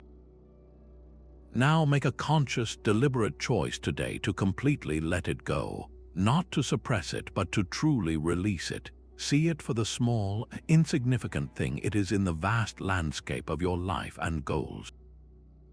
Decide that it is no longer worthy of renting space in your mind. This act of release is not a one-time event, but a practice, a muscle you strengthen every time you choose your larger mission over a minor irritation. Each time you succeed, you fortify your character, protect your peace, and silently affirm to yourself and the world that you are a person focused on what truly matters. Authenticity is magnetic. It draws respect without effort. In a world filled with curated social media profiles, professional personas, and the constant pressure to conform, the simple act of being genuinely yourself becomes a rare and powerful declaration of strength. This isn't about being different for the sake of it or loudly proclaiming your uniqueness. True authenticity is the quiet confidence that comes from deep self-knowledge and the courage to act in alignment with that knowledge, regardless of external pressures or rewards. It's the opposite of posturing. It's a state of being so comfortable in your own skin that you no longer feel the need to seek approval or validation from the outside world. This inner security is palpable. People are instinctively drawn to it because it feels real, it feels safe, and it stands in stark contrast to the performance so many of us feel forced to maintain. When you are authentic, you give others silent permission to be authentic as well, and that is a gift that fosters deep, immediate respect.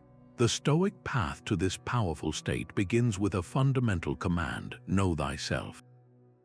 For the Stoics, living in accordance with nature didn't just mean embracing the natural world. It meant understanding and embracing your own nature, your unique capacities for reason, your virtues, and your purpose. This requires rigorous and continuous self-examination. You cannot be authentic if you do not first know what you are being authentic to. It demands that you strip away the layers of external expectation, societal conditioning, and ego-driven desire to uncover the core of your character. This process is the very essence of the Stoic project. It's not about building a new, impressive self to present to the world. It's about clearing away everything that is not truly you so that your essential self can shine through. This authentic self is not ruled by the applause or criticism of the crowd, but is guided by an internal moral compass, and that self-possession is the most reliable foundation for a respected life. Epictetus, who began his life as a slave and therefore understood the ultimate futility of defining oneself by external status, offered perhaps the clearest guidance on this. He said, "If you wish to be a writer, write." At first glance, this seems almost too simple, but its depth is profound. He is arguing that your identity is not defined by what you call yourself or what others call you. It is defined solely by your actions. If you wish to be a good person, do good things. If you wish to be honest, speak honestly. Don't perform honesty for an audience. Simply be honest because that is who you are. He constantly warned his students against the trap of seeking external validation, reminding them that their worth could never be determined by the fickle opinions of others. To be authentic in the Stoic sense is to find your worth within, to measure yourself against your own principles, and to let your actions consistently reflect that inner scorecard. When you achieve this, the need to fit in or stand out simply evaporates, and you are left with a calm, steady presence that people naturally admire and trust. We can see the stunning power of this principle in action through leadership. Imagine two managers. The first operates from a place of ingrained insecurity, believing they must project an image of infallible expertise and constant control. They never admit to not knowing an answer, they hide their uncertainties, and they double down on mistakes to avoid appearing weak. Their team, sensing this fragility, responds with cautious, hesitant engagement. They withhold ideas for fear of challenging the boss's perceived omniscience, and respect is built on a shaky foundation of title and fear, not genuine regard. Now consider the second leader, one who practices Stoic authenticity. This person is secure enough in their own capabilities and values to occasionally show vulnerability. In a team meeting facing a complex problem, they might say, "I'll be honest, everyone, I don't yet have a clear answer here. This is a tough one. I have a few ideas, but I'm more interested in what you all are thinking." This simple admission does not diminish their authority, it transforms it, it humanizes them, it demonstrates a confidence that is so robust it doesn't need the armor of pretended perfection. By being authentic about their own process, they unlock the collective intelligence and creativity of their team. The respect they earn is far deeper and more durable because it is based on the reality of their character. A character that is honest, collaborative, and strong enough to be real. This journey toward authenticity invites a moment of quiet, honest reflection. Where in your life are you wearing a mask? It might be a small one, laughing at a joke you don't find funny to feel included in a group. It could be a larger one, pursuing a career path because it carries prestige or parental approval, even though it doesn't align with your true interests or values. We all have these areas where the person we present to the world is slightly out of sync with the person we feel ourselves to be inside. The goal isn't to achieve perfect 100% authenticity in every moment. That is a lifelong practice. The goal is to bring a compassionate awareness to those gaps. This week, choose one specific, small situation where you can practice letting the mask drop just a little. It might be voicing a genuine opinion in a conversation instead of the one you think is expected. It could be opting out of an activity you truly dislike instead of going along to please others. Notice what happens. You will likely find that the anticipated judgment or rejection never comes. Instead, you may feel a surge of inner relief and power. And the people around you will encounter the most compelling version of you there is, the real one. They may not always agree with you, but they will never doubt your integrity. And that is the surest path to earning respect that is both freely given and deeply deserved. Generosity isn't about what you give, it's about the respect it quietly earns. So often, we think of generosity in purely transactional terms, a calculated exchange where we offer something with the silent hope of receiving something equivalent in return, whether it's gratitude, recognition, or future favors.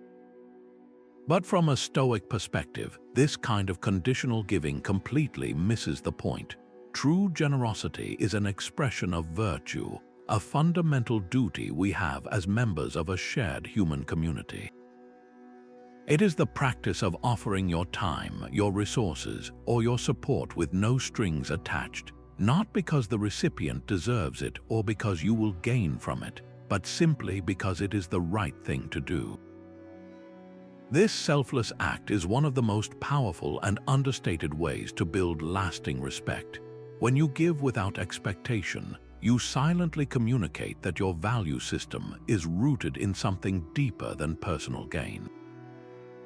You show that you see the needs of others as worthy of your attention and effort, and in doing so, you demonstrate a strength of character that is both rare and deeply admirable. The Stoics, often mistakenly thought of as unfeeling or detached, placed great emphasis on our social duty to one another. They called this oikeiosis, the process of extending our natural concern for ourselves to encompass the wider human family. Seneca, in his profound letters on ethics, wrote extensively on this topic. He argued, "Wherever there is a human being, there is an opportunity for a kindness." This simple statement carries immense weight. It reframes generosity not as an optional extra for the saintly few, but as a basic, everyday obligation for all of us. For Seneca, our shared humanity is reason enough to offer help. We are all fellow travelers on the same difficult road, and to withhold aid when we can give it is a failure of our own humanity. This philosophy transforms generosity from an occasional charitable act into a consistent way of moving through the world. It becomes a default setting of looking for opportunities to lift others up, not for applause, but because it aligns with the rational and virtuous life. This consistent practice of giving builds a reputation of profound integrity. People come to see you as someone who is secure, capable, and fundamentally good qualities that inspire not just affection, but a powerful and enduring respect.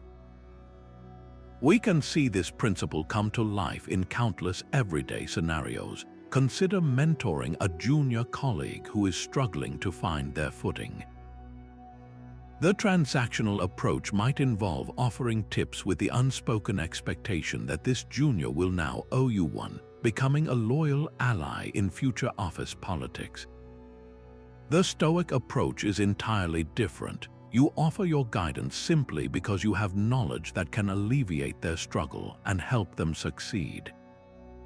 You schedule time with them, listen to their challenges, and share your hard-earned insights without keeping a mental tally of the favor. The impact of this selfless mentorship is profound. The junior colleague feels genuinely supported and valued, not used. They see you as a leader who builds people up, not as a strategist building a power base. This earns you their deep loyalty and respect, but the effect doesn't stop there. Others in the organization witness your behavior. They see a person who is confident enough in their own abilities to help others without feeling threatened. Your influence grows organically because people are drawn to your character, and the respect you command is rooted in authenticity, not in a calculated exchange of favors. This same dynamic applies to volunteering your time for a cause you believe in. Showing up at a community clean-up, serving meals at a shelter, or tutoring students after hours. These acts require the sacrifice of your most finite resource, time. When you give this time freely, without any desire for public recognition or reward, you are making a powerful statement about your priorities. You are demonstrating that your commitment to the well-being of your community is a core part of who you are. People may not always verbalize it, but they recognize and deeply respect this quiet commitment to something larger than oneself. It shows a breadth of spirit and a depth of character that is far more impressive than any title on a business card. This kind of generosity builds a form of social capital that is priceless, a reservoir of goodwill and respect that is based entirely on the consistent, quiet proof of your values. Now bring this concept into your own life for a moment. Generosity doesn't have to be a grand, dramatic gesture. It can be woven into the fabric of your ordinary days. It can look like offering your full attention to a friend who needs to talk without glancing at your phone. It can be the simple act of giving genuine, specific praise to someone for a job well done. It could be letting someone merge in front of you in traffic with a wave and a smile, expecting nothing in return. This week, I invite you to conduct a small experiment.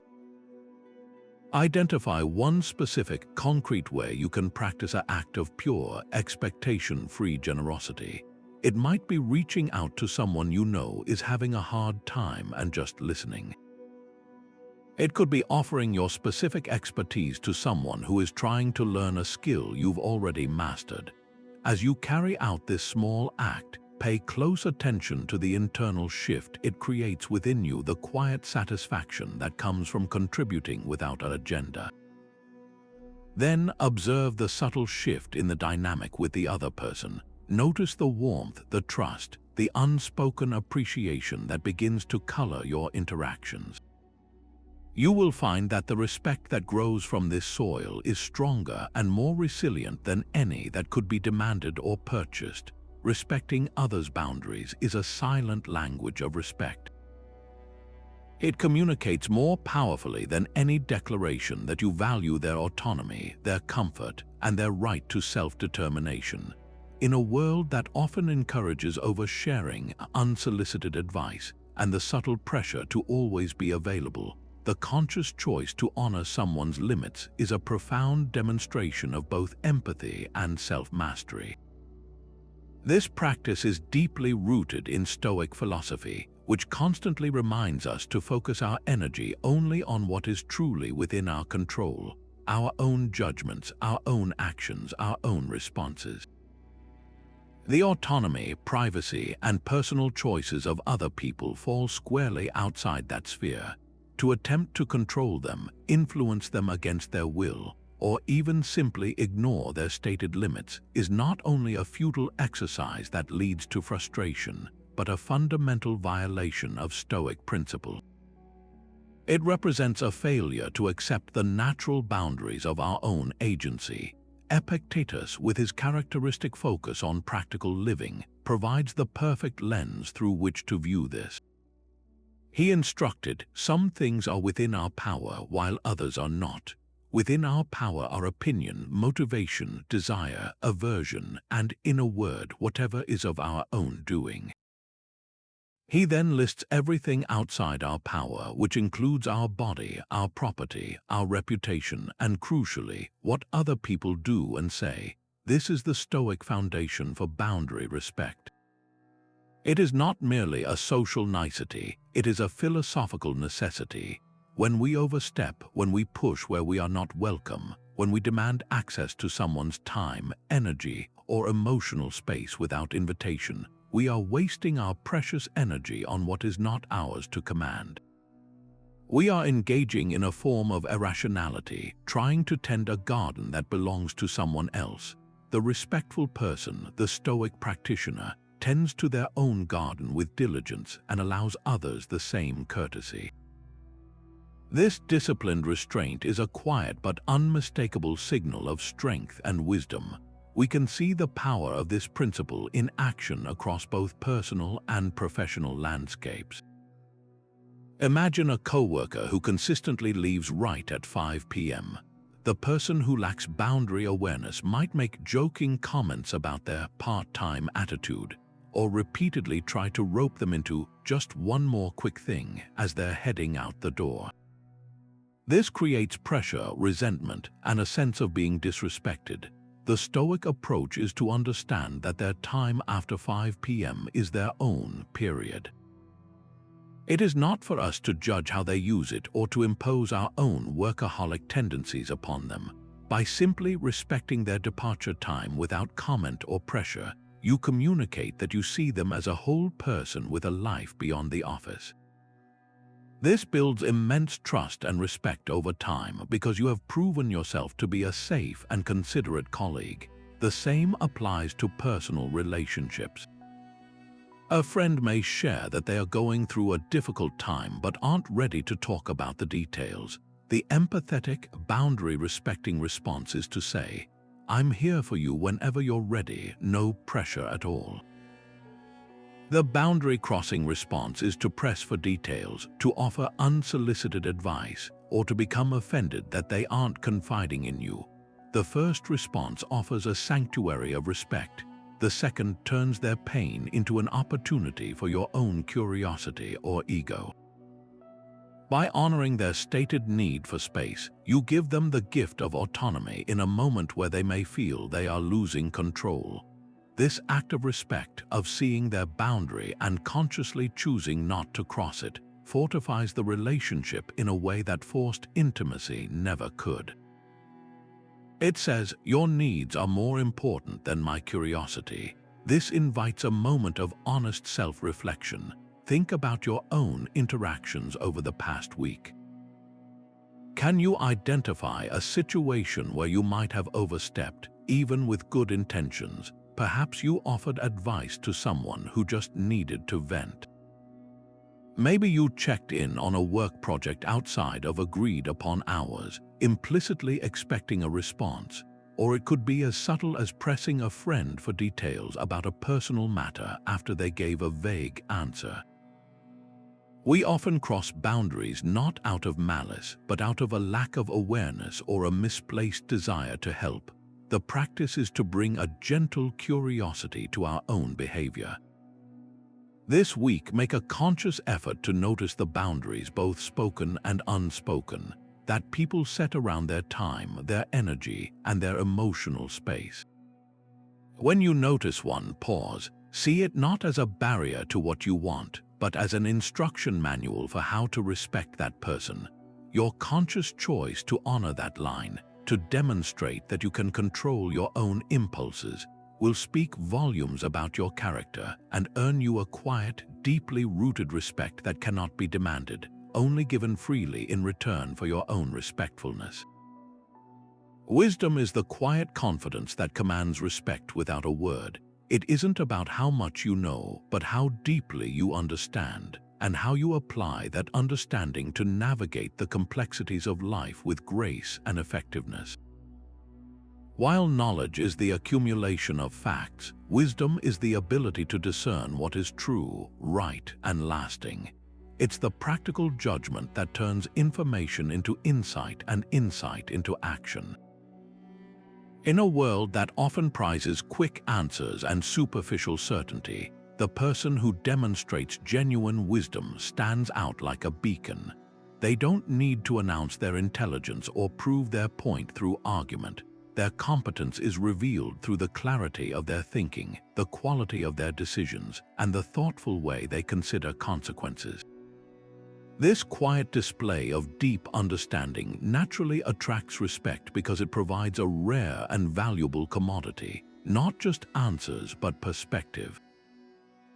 For the Stoics, the pursuit of wisdom wasn't an academic hobby, it was the very purpose of a well-lived life. They called it Phronsi's practical wisdom, the virtue that guides all other virtues. It's the skill of knowing how to act rightly in any given situation. You can have courage, but without wisdom, it might become recklessness. You can have justice, but without wisdom, it might become rigid unfairness. Wisdom is the guiding force that ensures all your actions are measured, appropriate, and beneficial.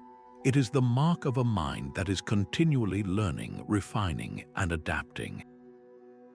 Seneca, who wrote extensively about the application of philosophy to daily living, emphasized this lifelong journey. He advised, "As long as you live, keep learning how to live." This simple, profound statement captures the essence of the Stoic view. Wisdom is not a destination you arrive at. It is a path you walk every single day. It requires the humility to admit what you don't know and the curiosity to constantly seek a better way. This commitment to never-ending growth is in itself a form of respect for the vastness of what can be known and respect for the people whose lives are impacted by your choices. We can see the powerful effect of this cultivated wisdom most clearly in leadership. Imagine two managers faced with a significant, unexpected drop in their team's performance. The first manager, operating from a place of reactive panic, immediately calls a meeting and demands explanations, focusing on assigning blame for the missed targets. This approach is based on fear and a lack of deeper understanding. It might produce short-term results through intimidation, but it erodes trust and creates an environment where people hide problems rather than solve them. Now consider the second leader, one who exercises Stoic wisdom. They too see the troubling numbers, but their response is different. They pause. They gather data, not to find a culprit, but to understand the context. They speak with team members individually, not to interrogate, but to listen and learn. They ask questions like, what obstacles are we facing that we didn't anticipate? Or what support would make the biggest difference right now? This leader is demonstrating wisdom in action. They are looking beyond the superficial symptom, the low performance, to diagnose the underlying cause. When they finally make a decision, it is not a rash decree from on high. It is an informed, thoughtful strategy developed with input from those closest to the work. This approach doesn't just solve the immediate problem, it strengthens the team for the long term. The respect this leader earns is immense. The team sees someone who is not swayed by panic, who values their input, and who makes decisions based on a comprehensive grasp of reality. That leader's authority is rooted in competence and insight, not just title, and that is an authority people will gladly follow. This practice of cultivating wisdom extends far beyond the office and into every choice we make. It's the wisdom to hold your tongue during a heated argument, knowing that words spoken in anger cannot be taken back. It's the wisdom to save money for the future instead of spending it on fleeting pleasures, understanding the value of long-term security. It's the wisdom to choose your battles carefully, investing your energy only in conflicts that truly matter. Each of these decisions, large and small, is a brick in the foundation of your character. When people observe you consistently making thoughtful, considered choices that lead to positive outcomes, they begin to trust your judgment implicitly. They will seek your counsel, they will value your opinion, they will respect the quiet, steady mind that clearly sees a way forward when others see only confusion. This respect is not asked for, it is organically grown through the consistent demonstration of sound judgment. Now, turn this inward for a moment. Wisdom isn't a generic trait, it is developed in specific domains of our lives. Where is there an area in your own world that could benefit from a deeper, wiser approach? Perhaps it's in your personal finances, where a more informed strategy could bring greater security. Maybe it's in your parenting, where a shift from reactive discipline to a more understanding, long-term perspective could build a stronger relationship. It could be in your health, where learning more about nutrition and exercise could lead to more sustainable habits. Identify one single area where you feel your current understanding is limited. What is one small step you could take this week to cultivate greater wisdom there? It might be reading a book by a respected expert, having a conversation with someone who has mastered that area, or simply setting aside 10 minutes each day to reflect on what's working and what isn't. As you actively engage in this learning, as you begin to make slightly wiser choices in that domain, notice the subtle shift it creates. You will feel more confident in your actions. And that confidence, born of real understanding, will be silently noticed by those around you, fostering a respect that is built on the solid ground of your growing competence. How do you handle criticism? Your response can build or break respect. That initial surge of heat, the tightening in your chest, the defensive script that instantly starts writing itself in your mind, these are universal human reactions. Our egos, finely tuned for self-preservation, perceive criticism as a threat, an attack on our carefully constructed identity. And so we lash out, we justify, we explain away, or we retreat into a sulking silence. But what if we could rewire that reaction? What if we could see the critique not as a threat to be neutralized, but as data to be analyzed? This is the core of the Stoic approach to criticism. It is the disciplined practice of inserting a single, powerful pause between the trigger and your response, a pause in which you reclaim your rationality and choose your path forward. This ability to receive feedback, even when it's delivered poorly, with grace and thoughtful reflection, is one of the most undeniable demonstrations of inner strength. It silently communicates that your self-worth is not so fragile that it can be shattered by a differing opinion, and that you are more committed to growth than you are to being right. Marcus Aurelius, a man who faced constant criticism from senators, rivals, and even his own family, provided himself with the perfect mantra for these moments. In his private meditations, he wrote, "If anyone can show me and prove to me that I am wrong in thought or deed, I will gladly change. I seek the truth which never harmed anyone." This is a revolutionary way to frame criticism. He is actively welcoming it. He is not just tolerating feedback, he is seeking it out because he views it as a precious tool for aligning himself more closely with truth and virtue. For the Stoics, the goal of life is not to be perceived as perfect, but to actually become better. And you cannot become better if you operate in a vacuum, immune to external perspective. Criticism, therefore, is not an insult, it is a potential course correction. It is an opportunity to see a blind spot you didn't know you had.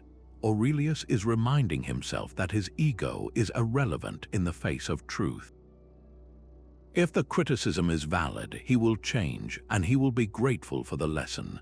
If it is not valid, it can be dismissed without emotional turmoil because it says more about the critic than it does about him.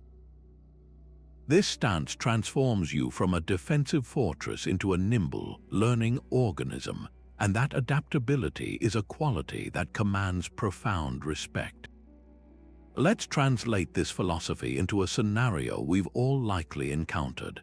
Imagine you've just presented a new project idea to your team. You've spent weeks on it, you're proud of it, and you're excited to get started. Then a colleague raises their hand and points out a significant potential flaw in your plan, a risk you completely overlooked. The ego-driven, defensive response is to immediately explain why they're wrong.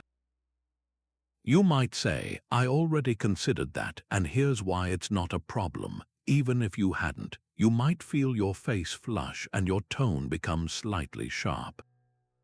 This reaction, while natural, does several damaging things. It makes your colleague feel shut down and less likely to offer valuable feedback in the future.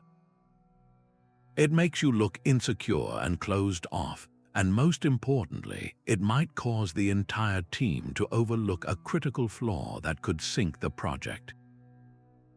Now apply the Stoic response. You feel that initial sting of defensiveness, but you consciously take a breath. You remember the wisdom of Aurelius. You are seeking the truth, not defending your idea. You look at your colleague and say, "Thank you for pointing that out. That's an excellent point I hadn't considered. Can you tell me more about your concern?"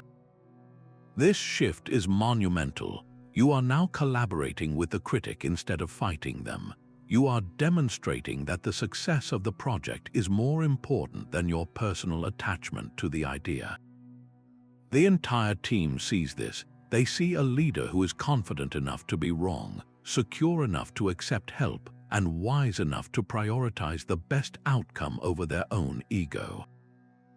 The respect you earn in that moment is not for being the smartest person in the room, but for being the most grounded and effective.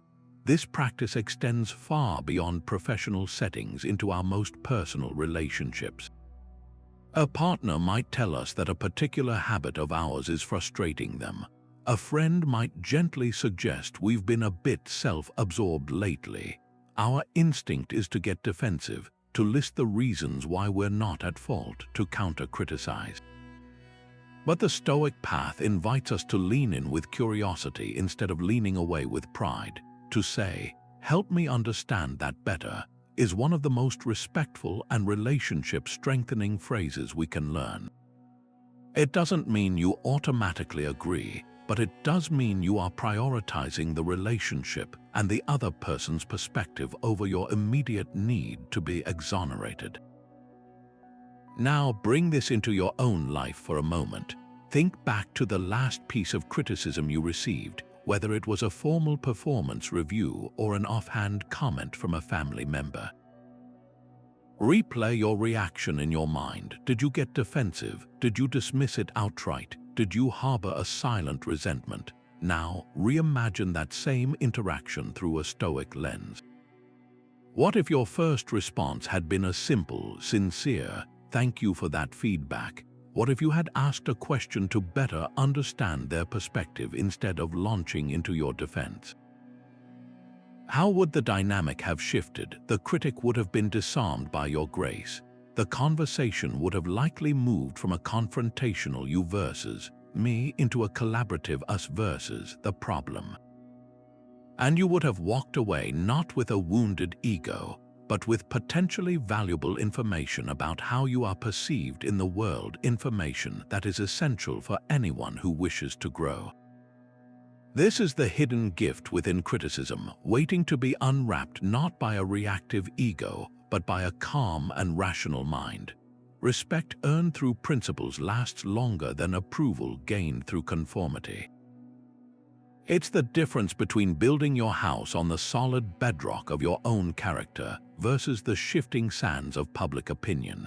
In a world that constantly pressures us to fit in, to go along to get along, and to mute our convictions for the sake of social harmony, the decision to stand firm on what you believe is right is a profound declaration of inner strength. This isn't about stubbornness or defiance for its own sake. It's about having a clear, internal moral compass and trusting its direction, even when it points you into headwinds of disagreement or disapproval. The Stoics didn't just admire this quality, they saw it as the very definition of a virtuous life. For them, the only true good was living in accordance with nature and reason, which meant acting on your principles. External things like popularity, praise, or social status were classified as preferred indifference. They might be nice to have, but they held no real moral weight and were utterly worthless if obtaining them required you to compromise your integrity. A life spent chasing approval, they argued, is a life of quiet desperation, forever at the mercy of fickle crowds and changing trends. But a life anchored in unwavering principle is a life of unshakable peace and self-respect, and that inner fortitude is what, paradoxically, attracts the deepest and most lasting respect from others in the long run. Epictetus, who knew a thing or two about living under pressure without bending, offered perhaps the clearest guidance on this. He said, "If you want to improve, be content to be thought foolish and stupid." This is a radical piece of advice. He isn't telling us to act foolishly. He's giving us permission to be perceived that way when our principles conflict with popular opinion. He's highlighting the immense freedom that comes from releasing your grip on what other people think of you. The fear of being judged, laughed at, or ostracized is one of the most powerful forces holding us back from doing what we know is right. Epictetus calls our bluff, so what if they think you're foolish? Is their fleeting judgment more important than your own self-respect? Is their approval more valuable than your peace of mind? When you truly internalize that the opinions of others are outside your control, and therefore not your concern, you liberate yourself to act with a courage and consistency that is incredibly rare. This liberation is visible. People see someone who is not easily swayed, who cannot be bought with flattery or intimidated by criticism, and they recognize a person of substance. Consider the power of this principle in a modern business context. Imagine a company facing a steep quarterly loss. The easy, popular path to quickly boost the stock price might be to announce a large round of layoffs. This would likely be cheered by certain shareholders and analysts, providing a short-term spike in approval. But what if the company's core principle is that its employees are its greatest asset? A leader guided by Stoic conviction might choose the more difficult, initially unpopular path. They might decide to forego their own bonus, have every executive take a pay cut, and invest in retraining programs to pivot the business, rather than resorting to immediate layoffs. The initial reaction might be skepticism. Critics might call them foolish, soft, or out of touch with the harsh realities of business. But if this principled stand leads to a more skilled, loyal, and innovative workforce that drives a robust recovery 2 years later, the narrative completely changes. That leader is no longer seen as foolish. They are seen as visionary, courageous, and profoundly trustworthy. The respect they earn is not for following the crowd, but for leading it. It's a respect that is deep and enduring because it is built on the undeniable proof of their character and their commitment to their values, especially when it was difficult. This dynamic plays out on a smaller scale in our daily lives as well. It might be the decision to speak up in a meeting when a joke made at a colleague's expense crosses the line, even though everyone else is laughing. It could be refusing to participate in gossiping about a mutual friend, simply saying, "I'm not comfortable with that," and changing the subject. In the moment, these small acts of principle might feel awkward. They might momentarily disrupt the social flow and mark you as the serious one or the goody-goody, but over time, this consistency builds a powerful reputation. People learn that you have a line that cannot be crossed, that you are a person of your word, and that you treat everyone with a baseline of respect. They will know that they can trust you to do the right thing, even when it's inconvenient or unpopular, and that is a quality that draws people toward you for meaningful connection, not just superficial approval. Now take a moment to turn this mirror on your own past. Can you recall a time when you chose popularity over principles? Perhaps you laughed at a joke you found offensive because you didn't want to be left out of the group. Maybe you remained silent in the face of an injustice because speaking up felt too risky. Or it could be that you went along with a plan you knew was ethically questionable because you didn't want to rock the boat. There's no judgment here, we've all done it. The practice is in the honest reflection. What did that choice cost you in terms of your own self-respect? How did it feel to prioritize someone else's approval over your own inner truth? And what might have happened if you had chosen differently? This reflection isn't about cultivating regret. It's about gathering data and building resolve for the next time you find yourself at that crossroads. Each time you choose your principles, you are investing in a version of yourself that you can truly respect, and that is the most solid foundation for earning the respect of anyone else. A simple thank you can speak volumes in earning respect. We often move through our days focused on our own to-do lists, our own challenges, our own need for recognition, and in that self-focused rush, we can easily overlook the contributions of those around us. But when you pause to genuinely acknowledge the effort someone else has made, you are doing far more than just being polite. You are performing a powerful act of Stoic justice and community building. The Stoics understood that we are not isolated individuals. We are nodes in a vast, interconnected web of humanity. Our lives are made possible and enriched by the countless, often invisible, efforts of others, from the farmer who grows our food to the colleague who stays late to finish a report. To recognize this interdependence is not just a nice idea, it is a form of seeing the world as it truly is. And to express appreciation is the natural, virtuous response to that clear sight.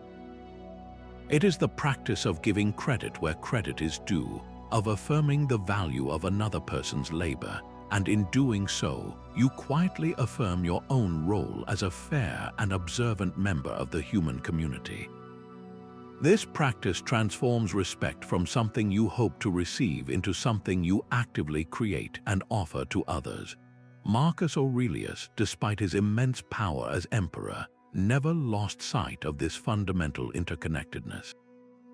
He wrote in his private meditations, "What brings no benefit to the hive brings none to the bee." This is a stunning metaphor for our social existence. The health of the entire community, the hive, is inextricably linked to the well-being of each individual within it. You cannot thrive in a failing community, just as a bee cannot survive in a dying hive. Therefore, actions that strengthen others, that make them feel seen and valued, are not merely altruistic. They are deeply practical and self-interested in the most enlightened way. When you appreciate someone's efforts, you are strengthening a thread in the web that supports you both. You are contributing to a culture of mutual respect and recognition, which makes the entire group, including you, more resilient, more collaborative, and more successful. Aurelius is reminding us that appreciation is a form of social justice, a necessary duty for anyone who wishes to live in a rational and harmonious world. We can see the transformative power of this principle most clearly in action. Imagine a team project that has just concluded successfully.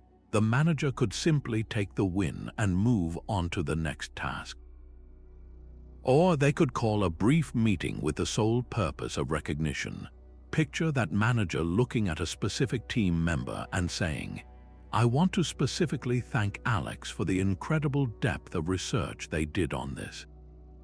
It wasn't the most visible part of the project, but it was the foundation that made everything else possible, and it was done brilliantly. This kind of specific public praise does several things at once. For Alex, it is a massive morale boost. They feel that their hard work, especially the part that went unseen, was actually noticed and valued. This validation is a powerful motivator, far more effective than a financial bonus alone. For the rest of the team, it sends a clear message. This leader pays attention. They don't just look at the final product, they see the individual contributions that made it happen. They are fair. This fairness builds immense trust and respect for the leader. Furthermore, it subtly encourages everyone on the team to put their best effort into their work, knowing that it will be seen and acknowledged, even if it happens behind the scenes. This creates a positive, self-reinforcing cycle of effort and appreciation that elevates the entire group's performance and cohesion. This practice extends far beyond the walls of an office. It can be applied with your family, thanking your partner for handling the school run every morning, or acknowledging your child for diligently practicing their piano. It can be shown to the server at a restaurant who manages to keep a calm smile despite a packed dining room, or the customer service representative who patiently guides you through a complex problem. In each case, the act of appreciation is a small but significant deposit into the reservoir of goodwill that makes all our interactions smoother and more human. It's a quiet way of saying, "I see you, your effort matters," and in return for that acknowledgement, you earn a form of respect that is gentle, genuine, and deeply rooted. Now bring this concept into your own life for a moment. Think about the past week. Whose efforts have you benefited from without offering a word of thanks? It might be the coworker who always restocks the printer paper, saving you the frustration of an empty tray when you're in a rush. It could be a neighbor who quietly takes your trash bins back from the curb. Maybe it's a family member who consistently handles a household chore you dislike without any fanfare. Identify one person whose contribution you have been taking for granted. Then make a plan to acknowledge it. Your appreciation doesn't need to be a grand gesture. It can be a quick, sincere email, a handwritten note left on their desk, or simply looking them in the eye and saying, "Hey, I really appreciate that you always do X." It makes a difference. Notice how this small act of recognition not only brightens their day but also changes your own perspective. making you more aware of the invisible network of support that surrounds you and strengthening your place within it as a source of respect and gratitude. The ability to adapt is a quiet strength that commands respect in uncertain times. We often cling to our plans, our routines, and our expectations as if they are lifelines in a chaotic world, believing that consistency and predictability are the hallmarks of strength. But the Stoics, with their profound understanding of nature, recognized a deeper truth. The only true constant in the universe is change itself. To resist this fundamental law is to wage a futile war against reality, a war that drains our energy, frustrates our spirit, and ultimately reveals not strength but fragility. Adaptability, therefore, is not a sign of fickleness or a lack of conviction. It is the ultimate expression of intelligence and resilience, the capacity to bend without breaking, to reassess without regret, and to pivot with purpose when the winds of circumstance shift. This agile approach to life demonstrates a sophisticated understanding of how the world works, and the person who can do it gracefully, without complaint or dramatic turmoil, projects a competence that others instinctively trust and admire. Seneca, who faced exile, financial ruin, and political upheaval, wrote extensively about this necessary virtue. He counseled, "A gem cannot be polished without friction, nor a man perfected without trials." This is more than just a comforting metaphor for hard times. It's a practical philosophy for engagement. Seneca is reframing our entire relationship with difficulty and change. The friction, the unexpected impact, the sudden shift in direction, these are not enemies to be avoided. They are the essential forces that smooth our rough edges, reveal our inner strength, and shape us into more capable, more resilient beings. He further advised that we should not merely endure change, but welcome it as an opportunity to exercise our virtue. This is the core of the Stoic view. We cannot control the events that happen to us, but we have absolute control over how we respond to them. Adaptability is the art of crafting that response with wisdom and courage, choosing to see a new path where others see only a blocked road. It is the conscious decision to focus your energy on what you can do now with the new reality, rather than wasting it lamenting the loss of the old one. Consider the powerful impact of this principle in a modern professional setting. Imagine a company-wide announcement of a significant new software system that will overhaul how every team operates. The common, predictable reaction is a chorus of groans, a flood of anxious questions, and a surge of resistance from employees who are comfortable with the old way of doing things. They might complain in the break room, drag their feet in training, and subtly undermine the change at every opportunity.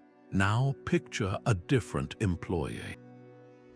This person listens to the announcement, acknowledges the challenge and the temporary disruption it will cause, and then immediately shifts their focus to adaptation.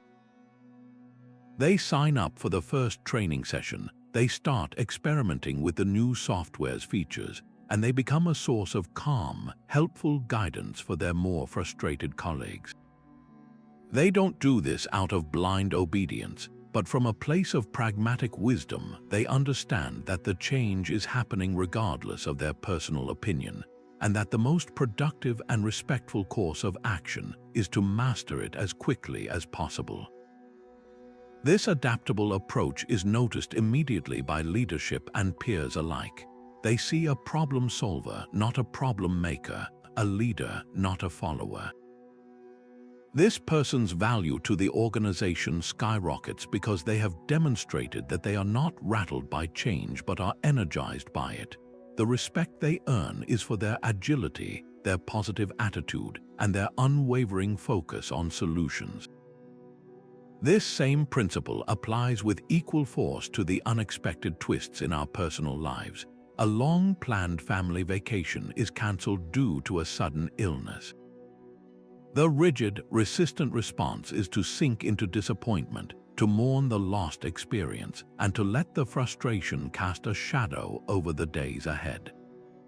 The adaptable Stoic response is to accept the new reality without complaint and to ask, okay, what can we create instead? Perhaps it becomes an opportunity for a cozy staycation with board games and movies, or a chance to explore a local park you've always meant to visit. This ability to pivot and find joy in a completely different scenario than the one you envisioned is a profound demonstration of emotional maturity. It shows your family and friends that your happiness and your strength are not dependent on perfect external conditions, but are generated from within. This inner flexibility makes you a source of stability and calm for others when their own plans fall apart, and that is a quality that earns deep, heartfelt respect. Now turn this lens inward for a moment. Where in your own life are you currently resisting a change that is either happening or on the horizon? It might be a new responsibility at work that feels intimidating, a shift in a personal relationship that makes you uncomfortable, or even a broader societal change that challenges your worldview. Identify that one point of resistance. What is the story you are telling yourself about this change? Are you casting yourself as the victim of an unfair situation? Now try on a different narrative, one inspired by Seneca. What if this change is not an obstacle, but the very friction needed to polish a part of you that has grown too comfortable? What if adapting to it gracefully is your next great opportunity to demonstrate your resilience and intelligence? How might leaning into this change rather than pushing against it alter the way you experience it? And perhaps most importantly, how might your willing adaptation transform how others see you, positioning you not as someone who is disrupted by life, but as someone who deftly navigates it with quiet strength and unwavering respect? The most respected people are often those who know themselves best. This isn't a coincidence. It's a direct result of a deliberate and often private practice of self-reflection. In a world that constantly pushes us to look outward for validation, answers, and approval, the disciplined act of turning our gaze inward is a profound declaration of independence and strength. It signals that you are the ultimate authority on your own character, that you are committed to your own evolution, and that you value genuine growth over the appearance of perfection. This quiet, consistent work of self-examination doesn't just make you a better person, it makes you a more grounded, trustworthy, and influential presence in the lives of others. People are instinctively drawn to those who possess this deep self-awareness because it creates a rare and valuable sense of psychological safety. They know they are interacting with someone who is authentic, considered, and not ruled by unconscious impulses or fragile ego. The Stoics didn't just recommend this practice, they embedded it into the very structure of their daily lives. For them, philosophy was not an abstract theory to be debated, but a set of tools to be used each day to craft a better life. At the heart of this practical system was the discipline of self-reflection, a ritual of looking backward to learn and forward to prepare. Every evening, a practicing Stoic would engage in a thorough review of their day. They wouldn't just replay events, they would put their own thoughts, actions, and reactions on trial. Did I live in accordance with my values today? Where did I let an external event disturb my inner peace? Was my anger justified, or was it a failure of my own judgment? This was not an exercise in self-flagellation, but one of clear-eyed, compassionate analysis. The goal was to identify where virtue had been practiced and where there was room for improvement, treating each failure not as a mark of shame, but as a priceless piece of data for tomorrow's efforts. This daily audit ensured that their philosophy remained a living, breathing guide, constantly refined by the realities of lived experience. Epictetus, the former slave who became one of Stoicism's most influential teachers, left no room for ambiguity on the importance of this habit. He instructed his students, when the light is out and you have shut your eyes and are in bed, ask yourself, what did I do wrong today? What did I do right? What was left undone? This simple, powerful directive transforms the quiet moments before sleep from a time of passive rest into an active workshop for the soul. By making this a non-negotiable part of the day, you ensure that your progress is continuous. You prevent small errors in judgment from hardening into permanent character flaws. You end each day not with regret, but with a plan, a clearer understanding of how to meet the next day's challenges with greater wisdom, courage, and justice. This commitment to one's own moral and intellectual development is the very essence of self-respect, and it is impossible for others not to respect someone who holds themselves to such a consistent and high standard. We can witness the powerful effect of this practice in a leadership context. Imagine a senior executive who makes a significant strategic miscalculation that leads to a costly failed project. The leader who lacks self-reflection will likely look for external factors to blame: a shifting market, unreliable data, an underperforming team.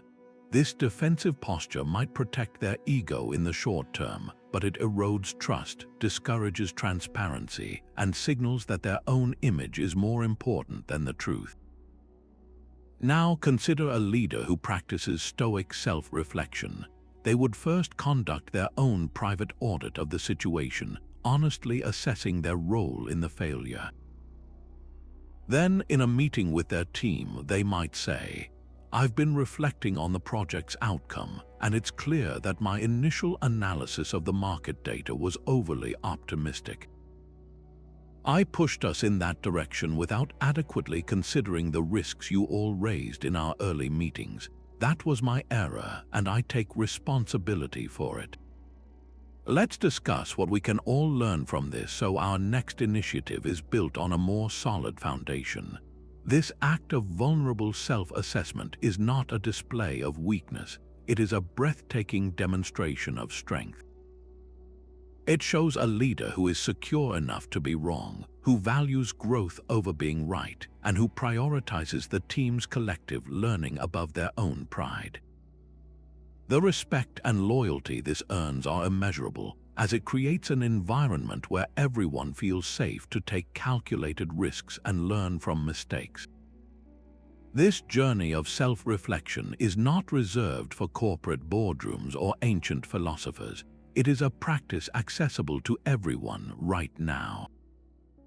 It begins with creating a small pocket of quiet in your day, even just 5 or 10 minutes, to look inward without judgment.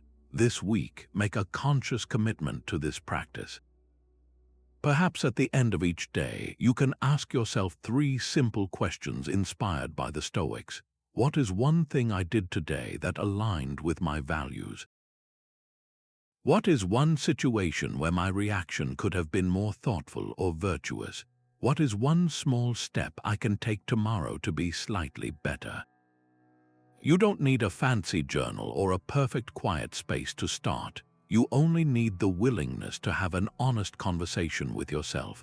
As you make this a habit, you will likely notice a shift not just in your own internal clarity and peace, but in your interactions with others. You will become less reactive, more intentional, and more empathetic because you will understand your own patterns and triggers. This heightened self-awareness is the quiet engine of personal growth, and its rewards, including the deep, earned respect of those around you, are the natural result of taking the time to truly know who you are and who you aspire to be. Compassionate leadership doesn't shout. It listens, understands, and earns respect. This might seem counterintuitive in a world that often equates strong leadership with decisive commands, unyielding authority, and a certain emotional detachment.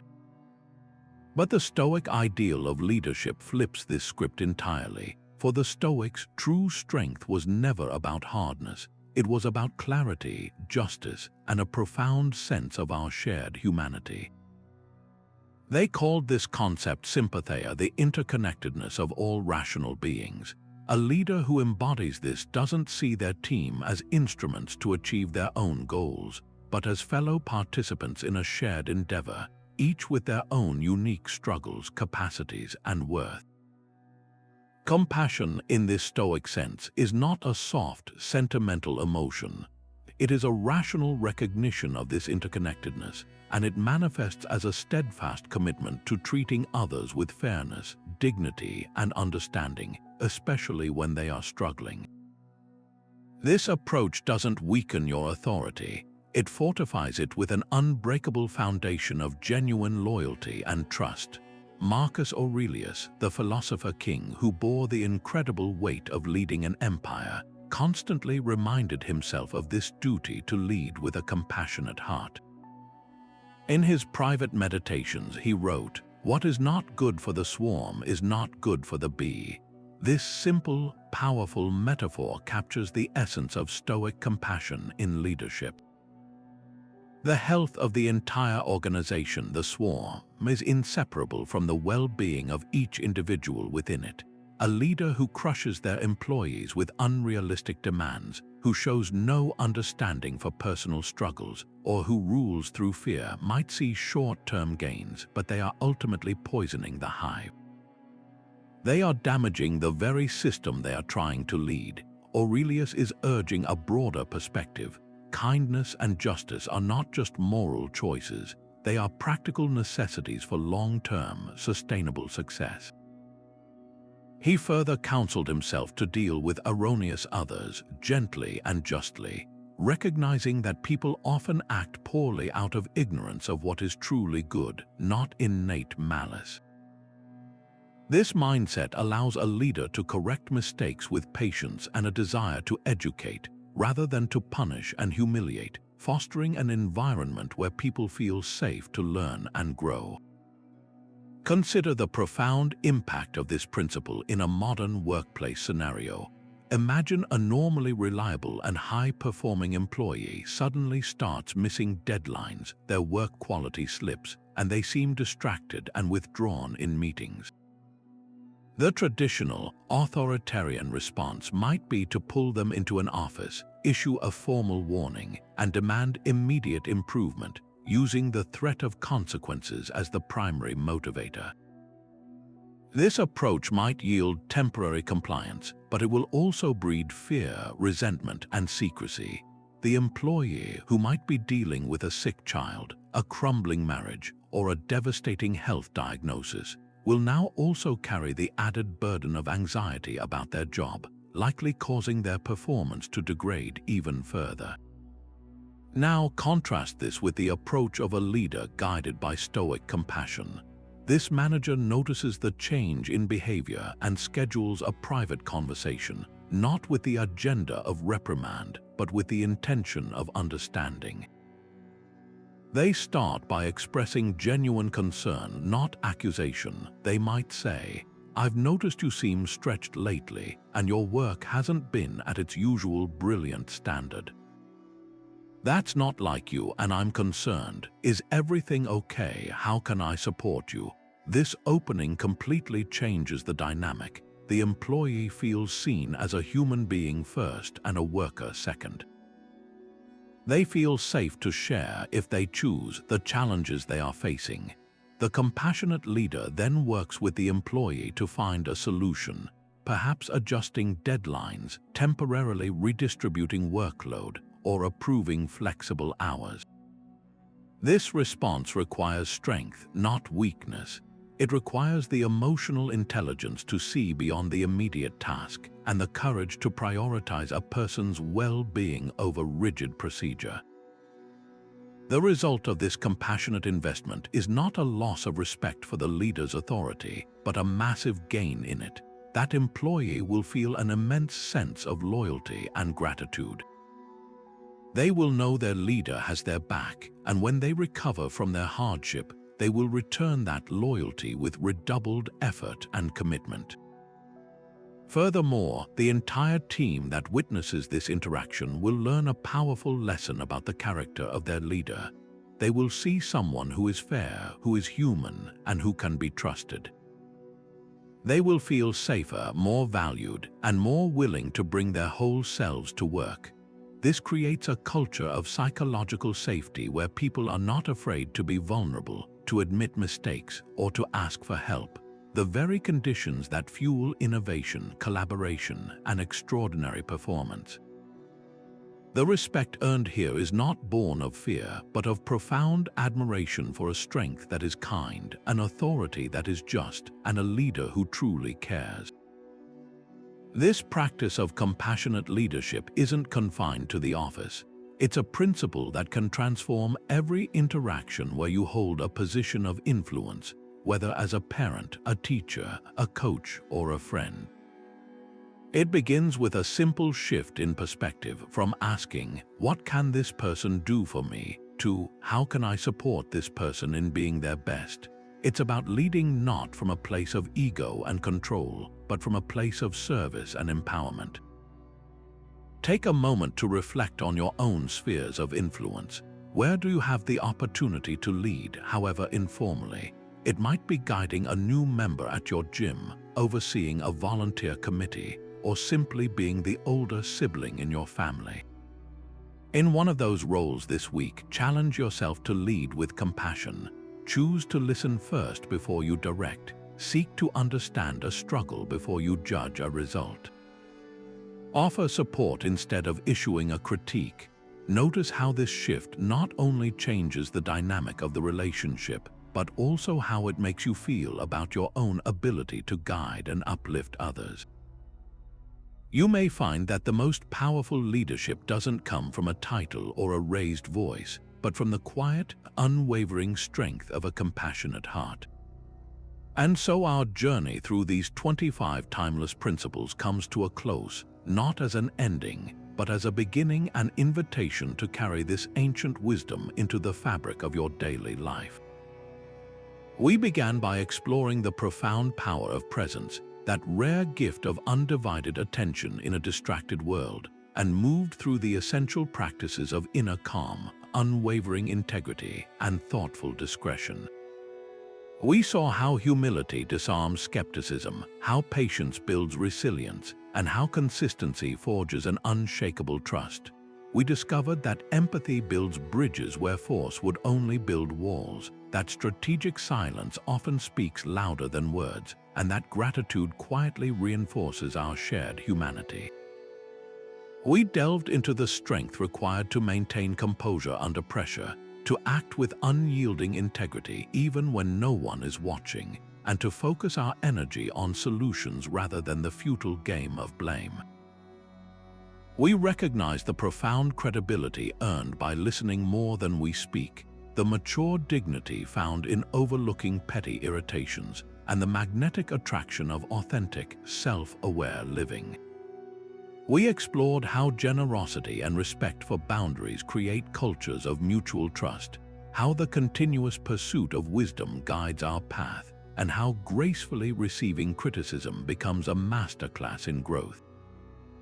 We affirmed that principles, not popularity, are the bedrock of lasting respect, that appreciating others' efforts strengthens the entire community, and that adaptability in the face of change is the mark of a nimble and intelligent mind. We committed to the daily practice of self-reflection to know ourselves better, and we arrived at the ultimate expression of strength, leading with a compassion that listens, understands, and empowers. Each of these paths leads back to the same core Stoic truth that Marcus Aurelius so beautifully captured. The best revenge is to be unlike him who performed the injury. The most powerful response to a world that often shouts is not to shout louder, but to cultivate a different kind of power altogether, a quiet dignity rooted in unshakable character. This is the respect that endures. It isn't seized in a moment. It is built day by day through 1,000 small choices to act with virtue, to choose understanding over anger, and to respond to chaos with a calm and centered heart. Now, the most important step is yours. I encourage you to take a quiet moment to reflect. Which of these 25 principles resonated most deeply with you? Perhaps it's the call to be more fully present with your loved ones, or the challenge to meet your next crisis with unwavering composure. Maybe it's the commitment to align your actions more closely with your values, starting with one small promise you make to yourself today. Choose just one principle to focus on this week. Weave it into your interactions and observe the subtle but powerful shift it creates in your relationships and in your own sense of self. This journey doesn't end here. If you found value in exploring this Stoic path to respect, I invite you to join this growing community of thoughtful individuals. Share your own experiences and insights in the comments below. What does earning respect without raising your voice look like in your life? And if you're ready for more, consider subscribing to this channel for ongoing explorations into how ancient Stoic wisdom can help us navigate the complexities of modern life with more purpose, peace, and positive impact. Thank you for investing this time in your own growth. Remember, the quietest voice in the room often carries the most weight. Go forth and lead with character.